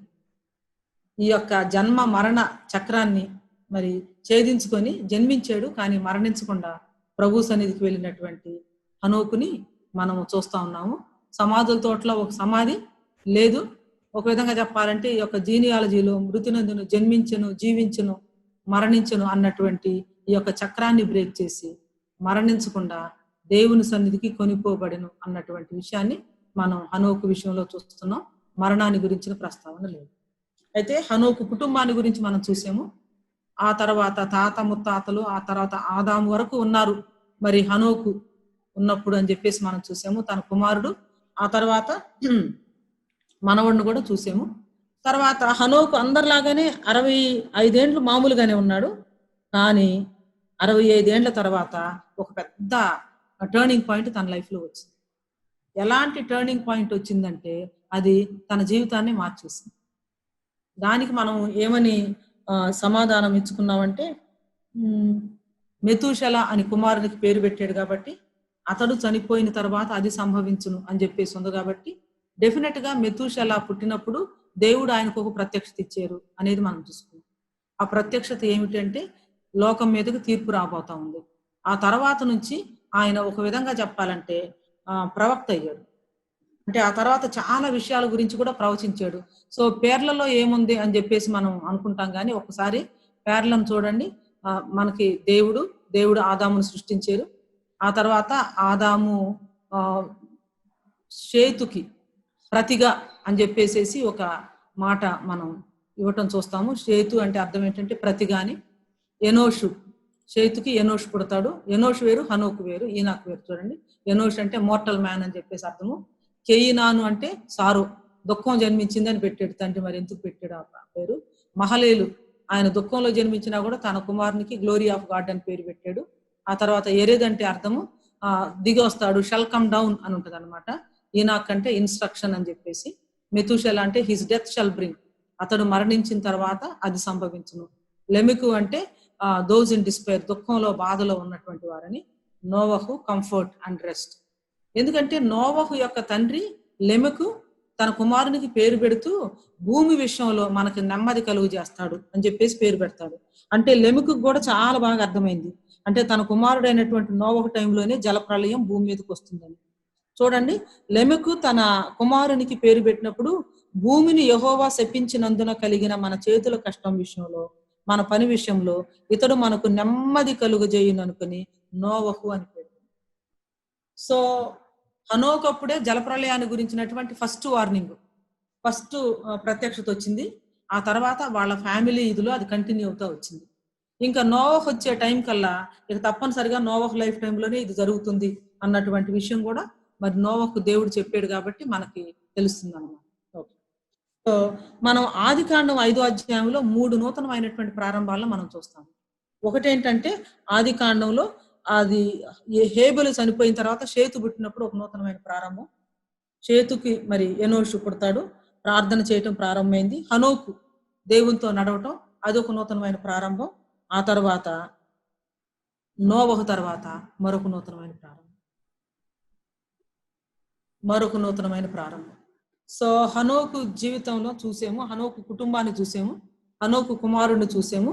ఆ కుమారుడు పుట్టిన తర్వాత పెట్టినటువంటి పేరును చూసాము. ఆ పేరును బట్టి దేవుడిచ్చినటువంటి ప్రత్యక్షత అనేది తన జీవితంలో ఒక గొప్ప మార్పును తీసుకొచ్చిందని చెప్పి చూసాము. ఆ వచ్చినటువంటి ప్రత్యక్షతకు హనోకు ఏ రీతిగా ప్రతిస్పందించాడు ఇది మనం చూద్దాం. హనోకు యొక్క ప్రతిస్పందన ఏంటి అంటే, హనోకు ప్రతిష్ఠిత చూసాము, ప్రతిష్ఠించబడిన కుమారుడని. హనోకుకు వచ్చినటువంటి ప్రత్యక్షత కూడా చూసాము.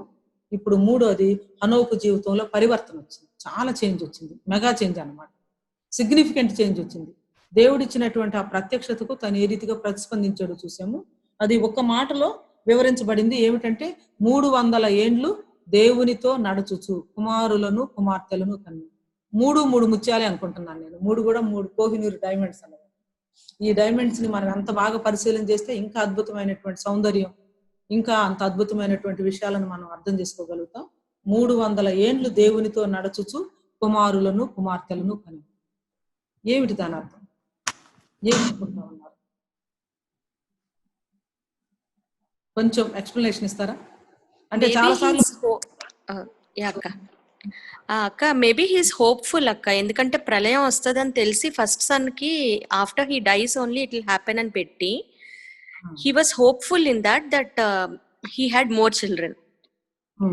అంతే కదా, అంటే భయంతో ఉంటే he wouldn't have had more offspring కదా, ఎప్పుడు వచ్చేస్తుందో అనే భయంతో ఉంటే. So he was so confident that it will not come until the death of first child అని he went ahead with hope అని నాకు అనిపించింది. డెఫినెట్ గా he was living hopeful, very hopeful living.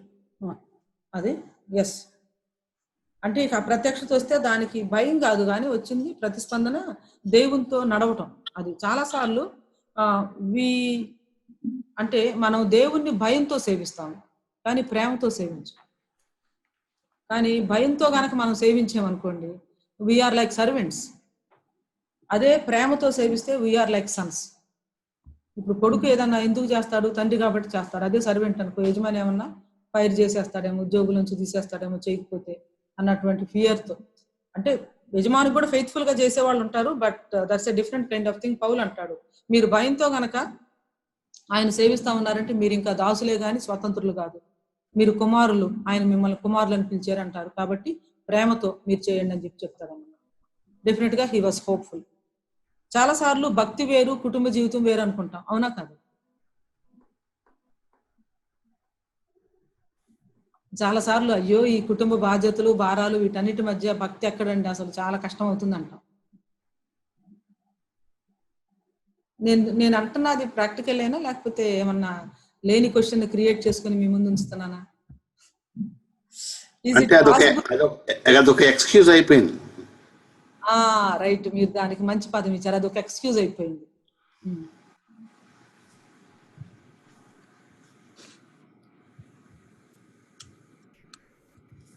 Correct చెప్తున్నారా aunty? I think thank you. You are probing akka, you are probing into it, so it's nice. Bible study beauty అదేరా, Bible study beauty అదే. So each one of us will interpret and అంటే take the truth from the word and make it our own. That happens only in Bible study. అదే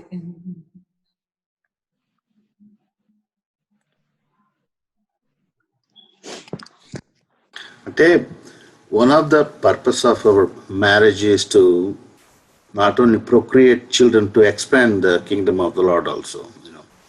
So family plays a big role in that. Not only I'm a lone soldier fighting this, need the family and everybody must involve and serve the Lord. Yeah, definitely. అంటే హనోకు జీవితం మీరు అన్నట్లు ఏం చూపించిందంటే దేవునితో నడవటము, కుమారుల్ని కుమార్తెలను కంటము, రెండు opposites కాదు అని చెప్పి చూపించింది. రెండు కూడా మనం చక్కగా ఇంటిగ్రేట్ చేయొచ్చు. ఎందుకంటే దేవుని పర్పస్ మీరు ఫలించి అభివృద్ధి చెంది భూమిని నిండించి దాన్ని లోపరచుకోండి అని చెప్పినప్పుడు అసలు సిన్ అనేది ఎంటర్ కాకమునిపే దేవుడు ఇచ్చినటువంటి క్రియేషన్ కమాండ్ కదా. కాబట్టి మనము మన యొక్క సాధారణమైనటువంటి జీవితాన్ని జీవిస్తూనే తండ్రిగా ఇప్పటికల్లా ఈయనకి ఎన్ని బాధ్యతలు ఉంటే చెప్పండి హనోకుకి అప్పటికల్లా ఈ 300 సంవత్సరాలు దేవునితో నడుస్తూ ఉన్నప్పటికల్లా తన రోల్స్ ఏమై ఉంటాయి? He's a husband, son, father, probably father-in-law. ఇంకా Like grandfather also. I don't know how many children he, number was not given. అవును, number was not given. Definitely he had many Sons and daughters. Grand father and even grand son also కదా. తనకంటే ముందు ఉన్న వాళ్ళంతా ముత్తాతలు ఉన్నారుగా. And on top of it what ever ఆయన చేసే పని ద్వారా his profession wise also definite గా యాంటీ డిలీవియన్ మెన్ అంటాం కదా మనం. అంటే ఈ ఫ్లడ్ కు ముందు నివసించినటువంటి ఈ మెన్ చాలా లాంగ్ టైం జీవించారు. మంచి సస్టెనెన్స్ ఉందన్నమాట వాళ్ళకి. అంటే అఫ్ కోర్స్ హనోకు 300 సంవత్సరాల తర్వాత కొనుక్కోబడ్డాడు అనుకోండి. డెఫినెట్ గా he has a profession. He has to take care of his family. తనకంటే ముందు ఉన్నారు, తర్వాత తన పిల్లలు ఉన్నారు, తన గ్రాండ్ చిల్డ్రన్ ఉన్నారు, భార్య, కోడళ్ళు, అల్లుళ్ళు, కూతుళ్ళు, కొడుకులు. ఇంత పెద్ద సైన్య సమూహం మధ్య ఆయన దేవుని వాక్యం ఏం చెప్తుందంటే దేవునితో నడుచు.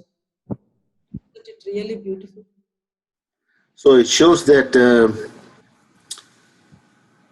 he was working and he was serving the Lord and he was also taking care of the family. Exactly. Yeah. Taking care of the family like a patriarch. He was taking care of the family. He was minding his profession. ఒక విధంగా చెప్పాలంటే అంతకు ముందు ఉన్నటువంటి వాళ్ళందరికీ వాళ్ళు మరి పెద్దోళ్ళు కాబట్టి ఈయన పెద్దోడైనా కూడా ఒక గ్రాండ్ చైల్డ్ గానే చూస్తారు కదా. పెద్దవాళ్ళకి విధేయత ఉంది, చిన్న వాళ్ళకి మాదిరికరమైనది ఉంది, తన ఇంటి వారికి నాయకత్వం ఉంది, తను చేసే వర్క్ చేసుకుంటా ఉన్నాడు. But still he was walking with the lord.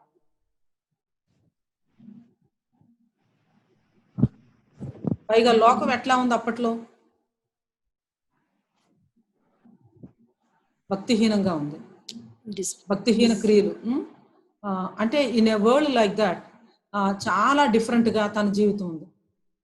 నాకు అనిపించింది ఏంటంటే తనకు ముందున్నటువంటి వీళ్ళు ఒకసారి చూద్దాము.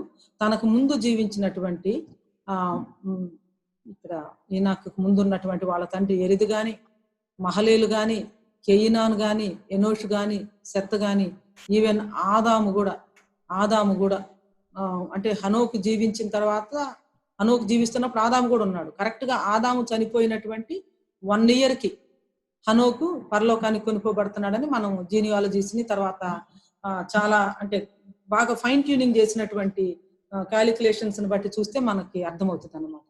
అంటే తనకు ముందు తాతలు గాని ముత్తాతలు గాని ఎవరు పర్స్యూ చేయనటువంటి విధానంలో చాలా యాక్టివ్ గా ఒక డిసిప్లిన్డ్ వేలో ఒక స్పిరిచువల్ డిసిప్లిన్స్ మరి ఎలా చేస్తున్నాడో తెలియదు.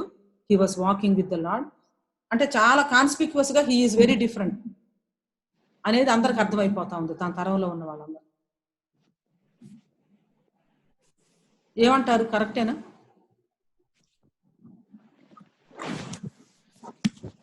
Yeah, he was just like a family priest, definite గా. అంటే ఇంతకు ముందు ఉన్నటువంటి వాళ్ళందరి జీవితాల్లో లేనటువంటి ఒక ప్రత్యేకమైనటువంటి అంశము ఈయన లైఫ్ లో వచ్చింది. దేవునితో నడుచుచు కుమారులను కుమార్తెలను కనెను. అంతకుముందు అందరూ కుమారులను కుమార్తెలను కనెను, తర్వాత బ్రతికిన దినాలు ఇన్ని, అప్పుడు అతడు మృతి పొందెను, ఇది ఉంది. కానీ ఇక్కడ మాత్రం హనోకు విషయంలో దేవునితో నడచుచు కుమారులను కుమార్తెలను కనెను. అంతేకాకుండా హెబ్రీలకు రాసిన పత్రికలో హనోకు గురించి ఏముందో ఒకసారి చూద్దామండి. హెబ్రీలకు రాసిన పత్రికలో కూడా హనోకు గురించి ఉన్నటువంటి మాట ఒకసారి చదువుదాము. హెబ్రీ 11:5-6 ఎవరైనా చదవచ్చు.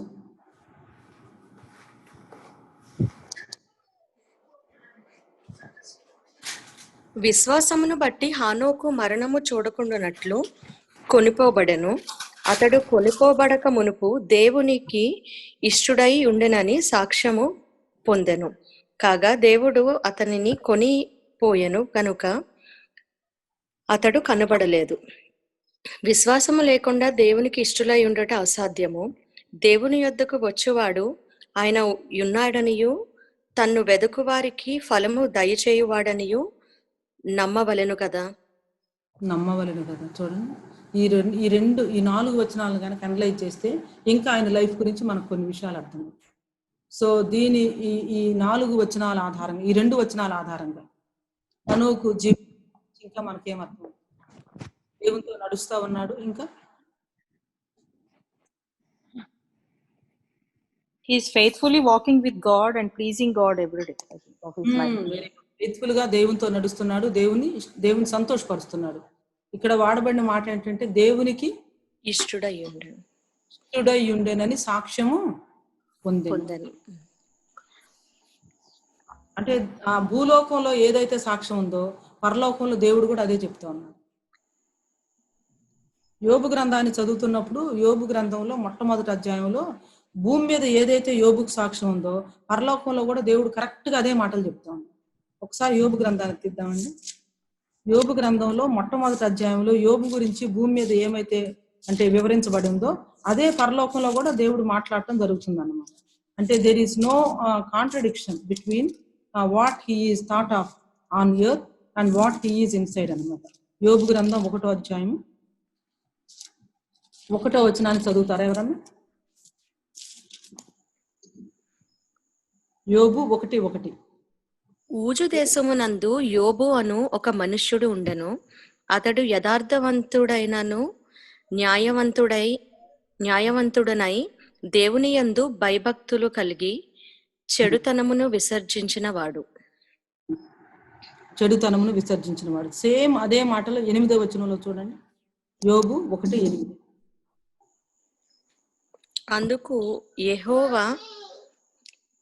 అందుకు యెహోవా నీవు నా సేవకుడైన యోబు సంగతి ఆలోచించితివా?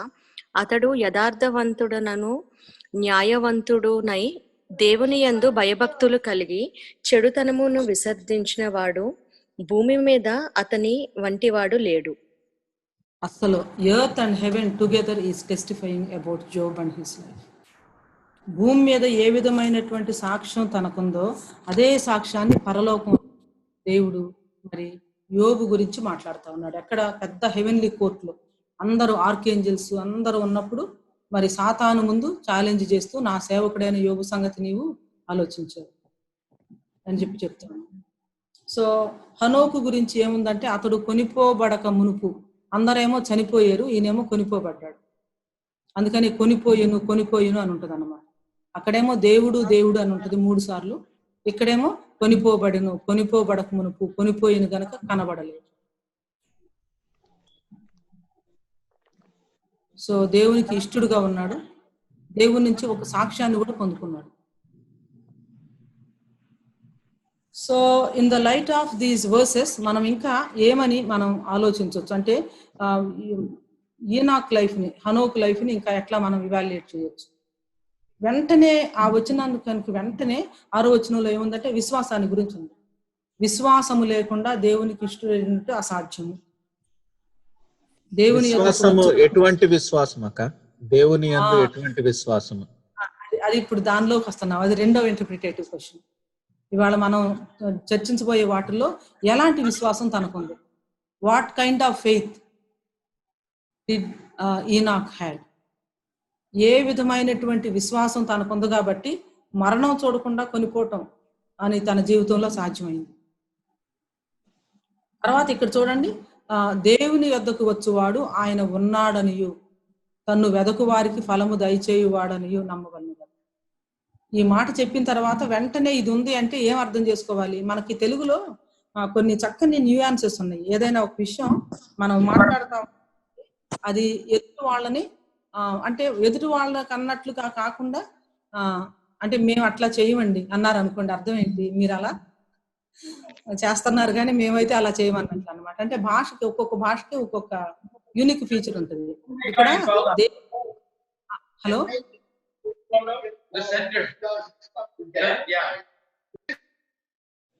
దేవుని యొద్దకు వచ్చువాడు ఆయన ఉన్నాడనియు అంటే అర్థం ఏంటంటే ఆ రోజుల్లో చాలా మంది దేవుని ఉనికిని కూడా నమ్మటం లేదు, భక్తిహీనులు అయిపోయారు.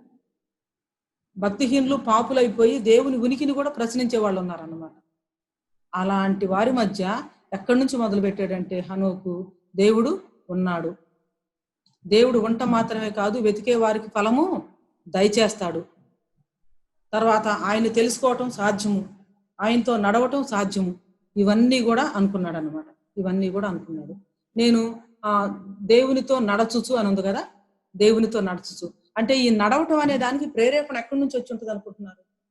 హనోకుకి కొంచెం ఆలోచించండి, బ్యాక్ క్యాలిక్యులేషన్ చేయండి కాస్త, కొంచెం జెనసిస్ 1 వరకు వెళ్ళి కొంచెం ఆలోచించండి. ఈ Adam used to walk with God.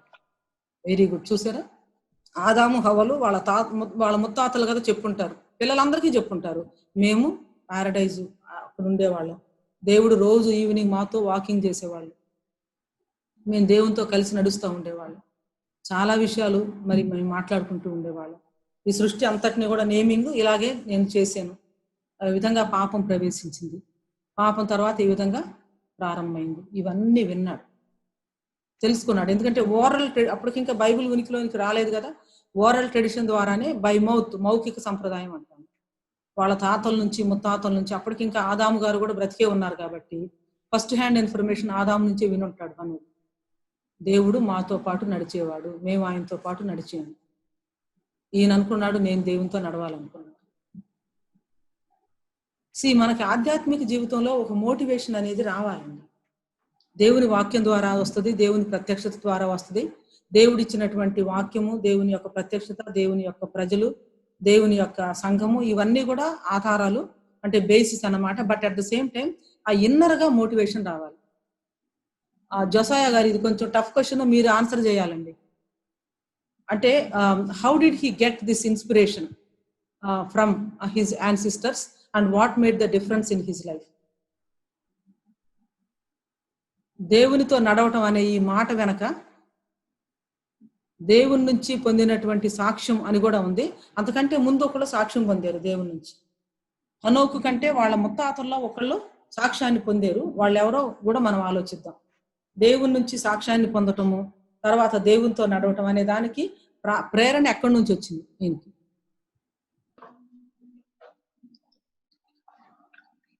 Brother జోసాయా గారు లేదా సిస్టర్ సత్య ఎవరైనా చెప్పొచ్చు. Can you please throw some light on this and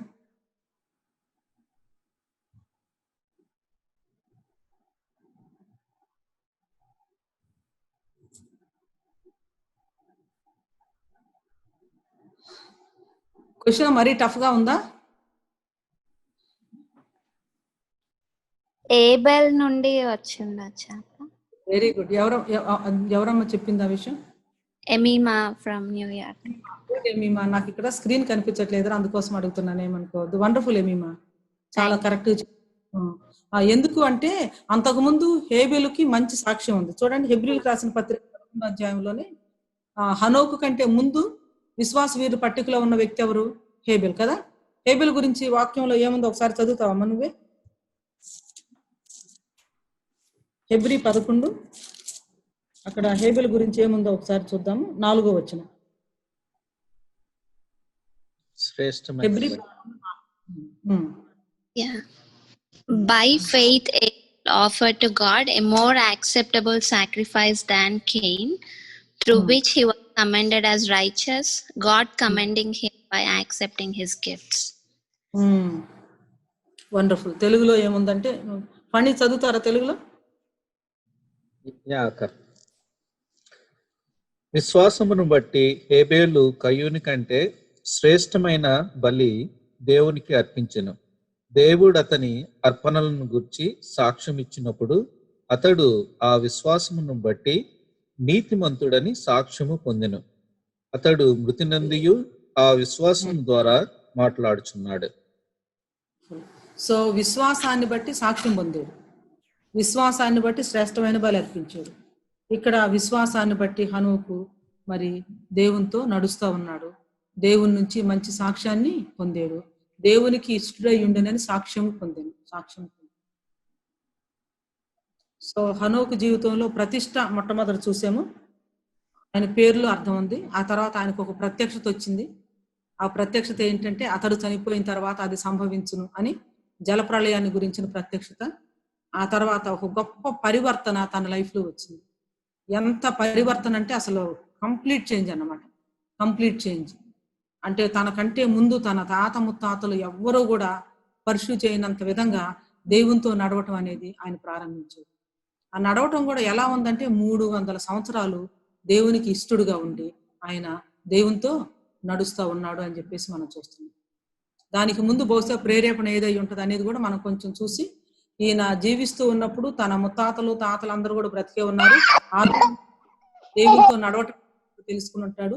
వాళ్ళ హేబెలు తాత జీవితాన్ని చూసి హేబెలు తాత మంచి సాక్ష్యాన్ని దేవుని నుంచి పొందుకున్నాడు కదా, నేను కూడా దేవుని నుంచి మంచి సాక్ష్యాన్ని పొందుకోవాలి అనుకున్నాను.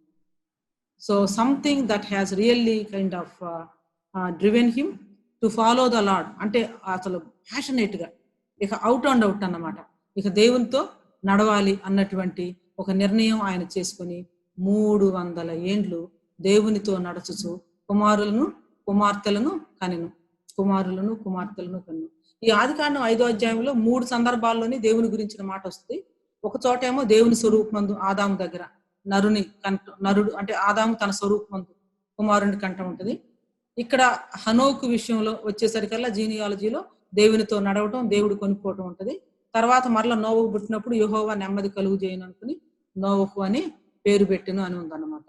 తర్వాత హనోకు యొక్క విశ్వాసాన్ని గురించి మనం చూసాం. ఇప్పుడు హనోకు ప్రతిష్ట, హనోకు ప్రత్యక్షత, హనోకు యొక్క మరి నడక, దేవునితో నడవటం, హనోకు యొక్క ఫెయిత్ ని ఇంకా మనం చూడలేదు, ఫెయిత్ లోకి ఇప్పుడు రాబోతున్నాం. అయితే హనోకు ప్రవచించాడు అని ఉంది కదండి, ప్రవచించి ఇట్లా నేను అనుంది. ఎవరు ప్రవచించింది? ఆదాము మొదలుకొని 7వ వాడైన హనోకు వీరిని గురించి ప్రవచించి ఇట్లా నేను అంటే దీన్ని ఈయన ప్రవక్త అని అనాలి కదా, మనం డెఫినెట్ గా అనాలి. ప్రవచనం చెప్పే వాళ్ళే ప్రవక్త అంటాం కదా. కాబట్టి ఏ విషయాల గురించి హనోకు ప్రవచించాడు, మనం చదివినటువంటి ఈ వచనంలో నుంచి మనకి క్లూ దొరుకుతుంది. ఏ విషయాల గురించి హనోకు ప్రవచించాడు ఒకసారి చెప్తారా? డెఫినెట్ గా రాబోతున్న తీర్పు గురించి ప్రవచించాడు.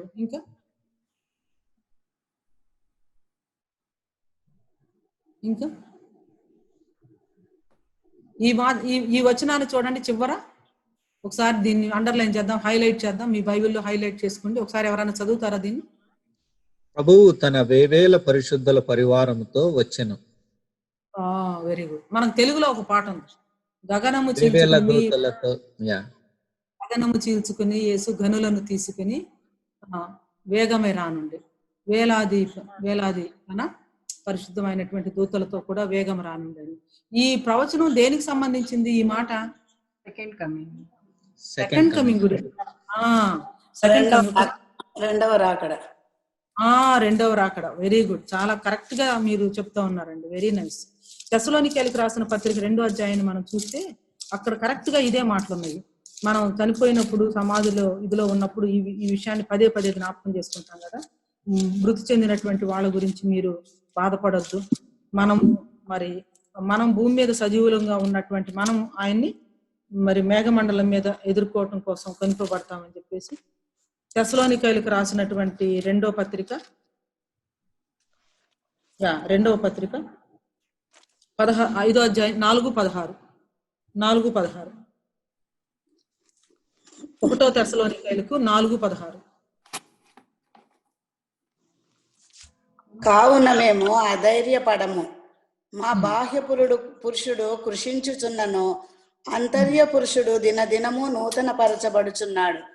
మేము దృశ్యమైన వాటిని చూడక అదృశ్యమైన వాటినే నిదానించి చూచుచున్నాము గనుక క్షణమాత్రముండు మా చులకని శ్రమ మా కొరకు అంతకంతకు ఎక్కువగా నిత్యమైన మహిమ భారమును కలుగచేయుచున్నది. ఏలయనగా 1వ తెస్సలోనికైలకు రాసిన మొదటి పత్రిక 4:16 కూడా చదువుతారా? ఆర్భాటంతోను ప్రధాన దూత శబ్దంతోను దేవుని బోరతోను పరలోకము నుండి ప్రభువు దిగివచ్చును. క్రీస్తు నందుండి మృతులైన వారు మొదట లేతురు. ఆ మీదట సజీవులమై నిలిచియుండు మనము వారితో కూడా ఏకముగా ప్రభువును ఎదుర్కొనుటకు ఆకాశ మండలమునకు మేఘముల మీద కొనిపోబడదుము. కాగా థ్యాంక్ యూ టెక్స్ట్ ని అండర్స్టాండ్ చేసుకోవడానికి ఇక్కడ ఒక మార్కర్ దొరుకుతుందండి మనకు. కొనిపోబడుదుము, అది అండర్లైన్ చేసుకుందాం. కొనిపోయేను అనే మరి హనోకు జీవితాన్ని కూడా అండర్లైన్ చేసుకుందాం. దానికి దీనికి ఉన్నటువంటి ప్యారలల్ ఏంటి, ఏమి తెలియపరుస్తుంది హనోకును దేవుడు కొనిపోవటం, తన విశ్వాసం ఏంటి, అవన్నీ కూడా మనం ఇప్పుడు చూస్తాం. ఇప్పుడు హనోకు చెప్పినటువంటి రేంజ్ ఆఫ్ ప్రాఫెసీస్ ఎంత ఎక్కువ ఉన్నాయంటే, రాబోతున్న జడ్జిమెంట్ గురించి ఆయన చెప్పుకుంటాడు. తర్వాత రాబోతున్నటువంటి ప్రభు ఎవరంటే, నా ప్రభువుతో చెప్పాను అంటాడు కీర్తన గ్రంథంలో.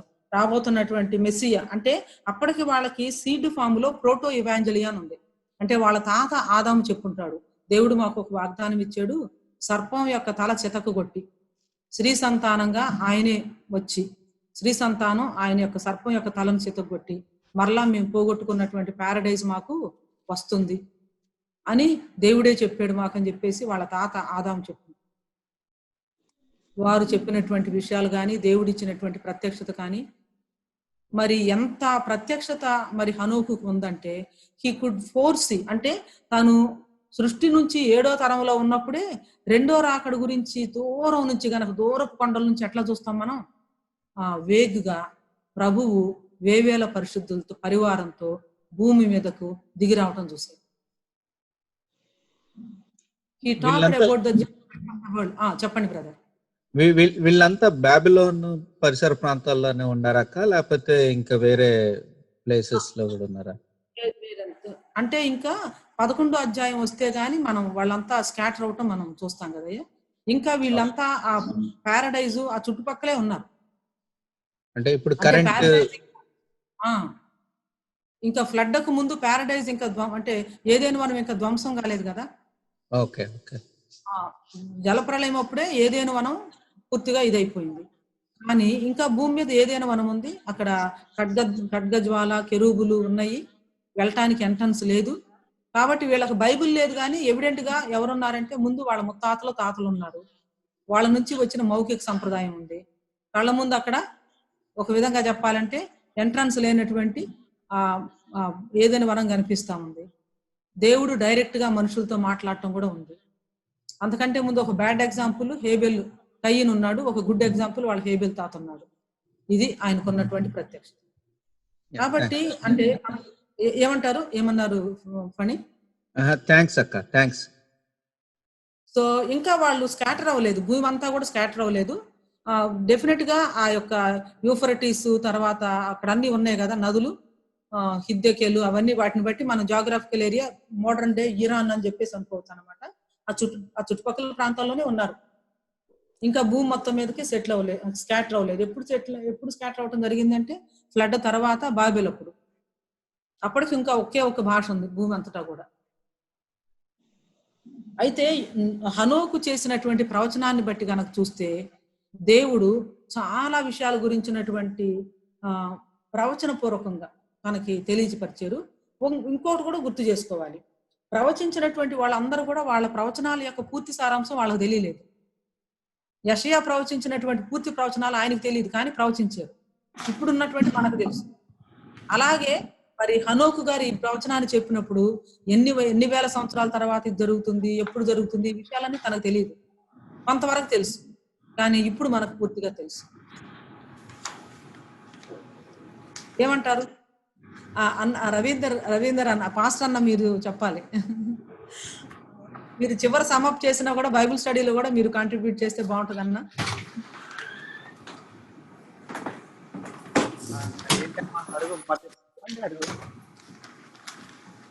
హలో అన్న, ఏమడుగుతున్నారు? యాక్చువల్ గా నేను అడుగుతున్న క్వశ్చన్ ఏంటంటే, హీ ప్రాఫెసీడ్ అబౌట్ మెనీ థింగ్స్. అంటే ఇక్కడ వేవేల పరిశుద్ధుల పరివారంతో వచ్చిన అనేది definitely it is an elution to second coming. అతనికి అంటే హనోకి ఈ విషయాలన్నీ కూడా అర్థం అయి ఉండకపోవచ్చు, కానీ ప్రవచించాడు, కొంతవరకు అండర్స్టాండింగ్ ఉంది. సో ఇప్పుడు దిస్ సైడ్ ఆఫ్ మనకి చాలా అర్థమవుతా ఉంది. Can we take it this way or not అని నేను మిమ్మల్ని అడుగుతా ఉన్నాను.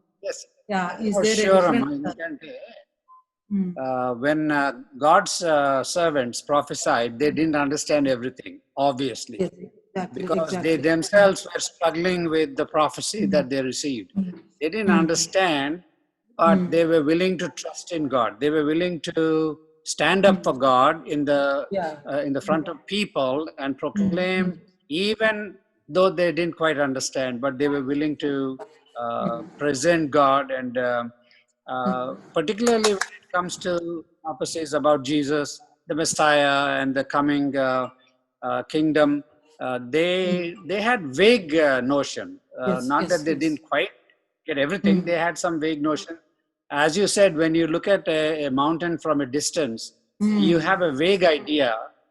You have the shape of the mountain, but then as you get near, then your vision becomes clearer. You're able to see the contours, the shapes, the trees, and the landscape much better. Same thing with biblical prophecy. We see it clearer. And even for us, even now, we don't quite understand what it's going to be like when Jesus comes. We see dimly, like in a mirror right now. But then we will see face to face. Then we will understand far more than what we do know even now. With the Holy Spirit, we still have struggles. We still don't understand the full picture. So that is how the biblical prophecy works. And that is how God has said it. And so we walk by faith, not by sight. Exactly. Thank you అన్న. మన టైంలోనే మనం black and white photos చూసాము, తర్వాత colour వచ్చింది. ఈ తర్వాత ఎంత హై పిక్సెల్ అంటే అస్సలు వెరీ క్లియర్ అన్నమాట.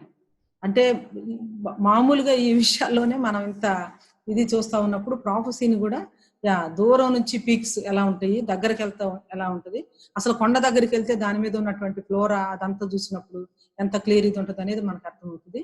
సో డెఫినెట్ గా ఆయన ప్రవక్త అని చెప్పి కూడా చూసాము.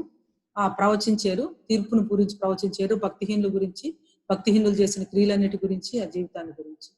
సో ఇప్పుడు దేవుడు ఆయన్ను కొనిపోయాను గనక ఆయన లేకపోయాను అన్నాడు. దేవుడు ఆయన ఎందుకు కొనిపోయాడు, ఏ విశ్వాసం మరి ఈయన కలిగి ఉన్నాడు, తర్వాత దేవుడు ఆయన కొనిపోవటంలో ఉద్దేశం ఏంటి, ఆయన లైఫ్ మనకిచ్చే సందేశం ఏంటి, కరోనా కల్లోలంలో ఉన్నటువంటి, కరోనా కలుషితం అయినటువంటి మరణ భయంతో ఉన్నటువంటి లోకానికి మనకి హనోకు జీవితం నుంచి వచ్చే ఎంకరేజ్మెంట్ ఏంటి. ఇది మన లాస్ట్ క్వశ్చన్ అన్నమాట. ప్రతిష్ఠించబడిన జీవితం, ప్రత్యక్షత కలిగిన జీవితం, పరివర్తన కలిగిన జీవితం, ప్రకటన చేసిన జీవితం, దేవునితో నడిచిన జీవితం. చివరి ప్రశ్న ఏంటంటే దేవుడు ఆయన ఎందుకు కొనిపోయాడు. అది న్యూ టెస్టిమెంట్ లో లేదా సంఘం యొక్క యుగంలో జరగబోతున్నటువంటి దేనికైనా ముందు చూపిస్తుందా. నేను ఒక మార్కర్ కూడా చెప్పాను, కొనిపోయాను అనేది అండర్లైన్ చేసుకోండి అని దెస్సలోనికీయులకు రాసిన పత్రికలో ఉన్న విషయాన్ని చెప్పాను. రాప్చర్ అక్క. Very good, wonderful, you got it, you nailed it Kavitha. ఇక్కడ యాక్చువల్ గా కొనిపోయిన అనే మాట ఉంది కదా, ర్యాప్చర్. పాత నిబంధనలోనే మనం సంఘాన్ని చూస్తాము. పాత నిబంధనలో ర్యాప్చర్ కి ఫోర్ షాడోగా దేవుడు ఏం చేశాడంటే, మరణమే అంతం కాదు, మరణించడం కోసం మీరు పుట్టలేదు, మరణం తర్వాత జీవం ఉంది, ఆ నిత్యజీవ ప్రదాత అయినటువంటి శ్రీ సంతానం అయినటువంటి క్రీస్తు ప్రభు వచ్చినప్పుడు అది నెరవేరబోతా ఉంది.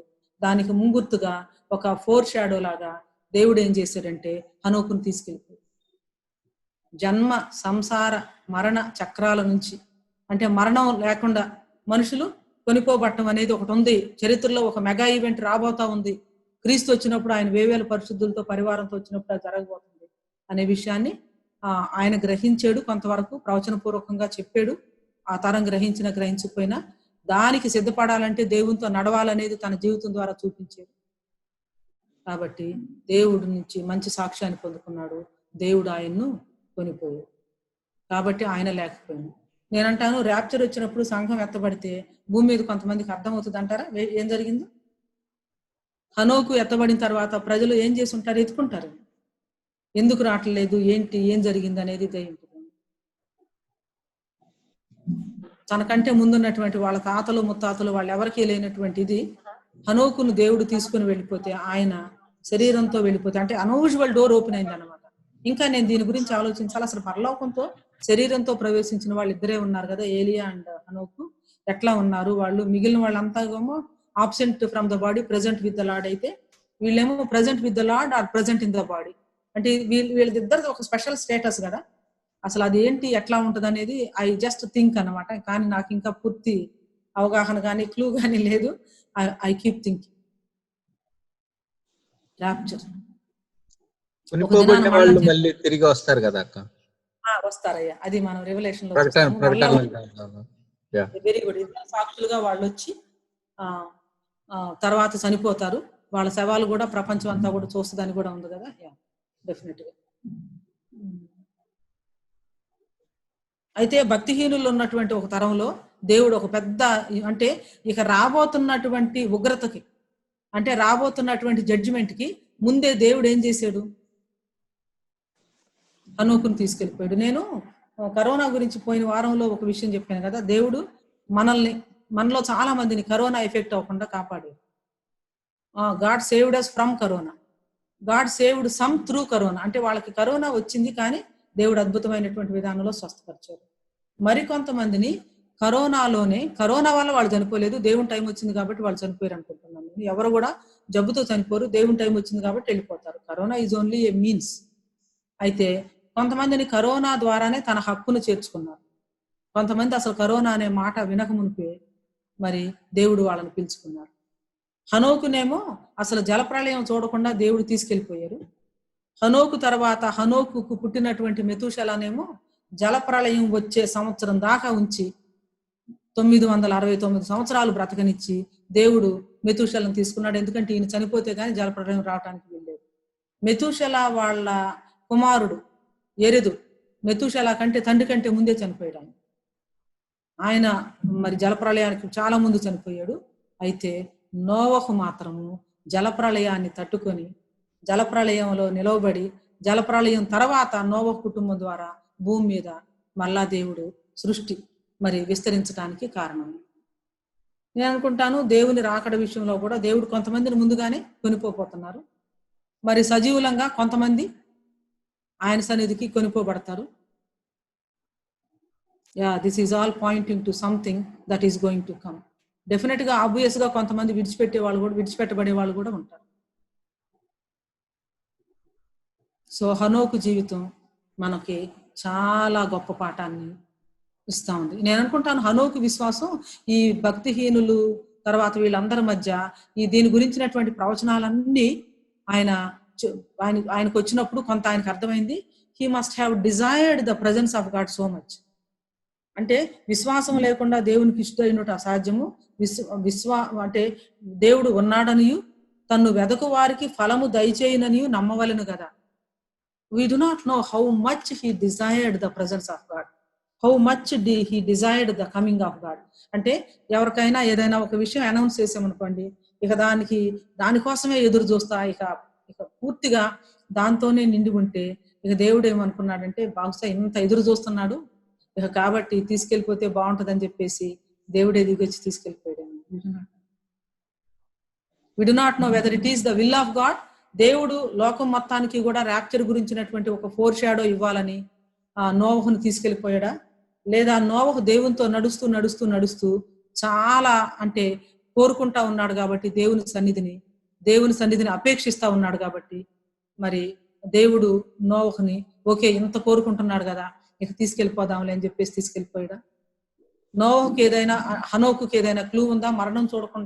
మరణం చూడకుండా నన్ను తీసుకెళ్లిపోయి ప్రార్థన చేస్తుంటాడని మాత్రం నేను అనుకోను. ఎందుకంటే అసలు అంతవరకు ఎవరు లేరు కదా అట్లా.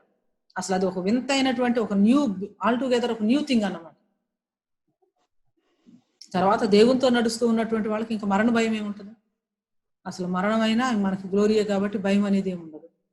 కాబట్టి ఇక్కడైనా ఆయన నడుస్తున్నది దేవునితోనే, అక్కడైనా దేవుని సన్నిధిలోనే ఉంటాడు. But God communicated something to the world through taking, అంటే త్రూ ద ర్యాప్చర్ హనోకును తీసుకెళ్ళటం ద్వారా దేవుడు ఒక అద్భుతమైనటువంటి విషయాన్ని లోకానికి తెలియపరిచాడు. ఒక సండే స్కూల్లో అమ్మాయి వాళ్ళ గ్రానీతో చెప్పిందంట. సండే స్కూల్కి వెళ్ళి వచ్చిన తర్వాత నానమ్మ సండే స్కూల్లో మాకు మంచి స్టోరీ చెప్పారన్నమాట. ఏ స్టోరీ చెప్పారమ్మా అంటే మరి హనోకు తాత స్టోరీ గురించి చెప్పారు అన్న. ఏం చెప్పారమ్మా మీ టీచర్ అంటే ఏంటంటే హనోకు తాత రోజు దేవునితో నడిచేవాడు. ఒక రోజు లాంగ్ లాంగ్ లాంగ్ వాక్ లో చాలా దూరం నడిచి వెళ్ళిపోయారు. అప్పుడు దేవుడు అన్నాడంట, మీ ఇంటికంటే మా ఇల్లే చాలా దగ్గరగా ఉంది, మనం దగ్గరకు వచ్చేసాము కాబట్టి ఇంకేం వెళ్తాములే వచ్చేసే నాతో అని చెప్పేసి అన్నారంట. అని ఇంకా పరలోకానికి తీసుకెళ్లిపోయారంట అని చెప్పారు. యు నో వాట్, మనం కూడా జీవితంలో అడ్వాన్స్ అయ్యే కొద్దీ ఇంటి ముఖం పట్టాలి. ఇంటి ముఖం అంటే పరలోకంలో ఉన్నటువంటి మన నిజమైన గృహం, మన పర్మనెంట్ గృహం. ఆ గృహం మీద ఆశ, ఆ గృహం మీద కోరిక, ఆయన సన్నిధిని అపేక్షించటం, ఆయన రాకడను అపేక్షించటం, ఆయన రాకడ కోసం ఎదురు చూడటం, పవిత్రమైన ప్రవర్తన కలిగి జీవించటం, ఇవన్నీ చేస్తా ఉంటే నేను అనుకుంటాను ఇక దేవుని రాకడ ఎప్పుడు వస్తుందో ఏమవుతుందో ఈ భయాలు ఏమి ఉండవు. కానీ we will be occupied with one thing in our mind, in our heart. భక్తిహీనుల తరంలో నీతిమంతుడిగా జీవించాడు, భక్తి కలిగి జీవించాడు, సాక్ష్యాన్ని పొందుకున్నాడు, కుమారుల్ని కుమార్తెలను కంటూనే మరి ఆయన దేవునితో నడిచాడు. తనకు ముందు తరంలో గాని తనకు వెనక గాని ఎవరూ లేనటువంటి విధానంలో ఆయన దేవునితో నడిచి ఒక అద్భుతమైనటువంటి మాదిరిని లోకం మొత్తానికి ఉంచి వెళ్ళిపోయాడు. సమాధుల తోట మధ్యలో ఆబ్సెంట్ అయిన సమాధి, వంశావళుల మధ్యలో మృతి చెందకుండా కొనిపోబడినటువంటి హనోకును కొనిపోయిన దేవుడు మనలో కూడా కొనిపోవటానికి వేవేల పరిశుద్ధులతో ప్రభు రాబోతా ఉన్నాడు. ఆ దినం కోసం మనందరము సిద్ధపడటానికి దేవుడు సహాయము చేయనుగాక. హనోకు జీవితం ప్రతిష్ఠించబడిన జీవితం, ప్రత్యక్షత కలిగిన జీవితం, పరివర్తన కలిగిన జీవితం, దేవునితో నడిచినటువంటి జీవితం, ప్రకటన చేసినటువంటి జీవితం, అంతేకాదు పరలోకపు పిలుపును అందుకొని సిద్ధపడి దేవుని సన్నిధికి చేరినటువంటి జీవితం. అలాంటి జీవితాలు జీవించడానికి దేవుడు మనందరికీ కూడా సహాయం చేయనుగాక.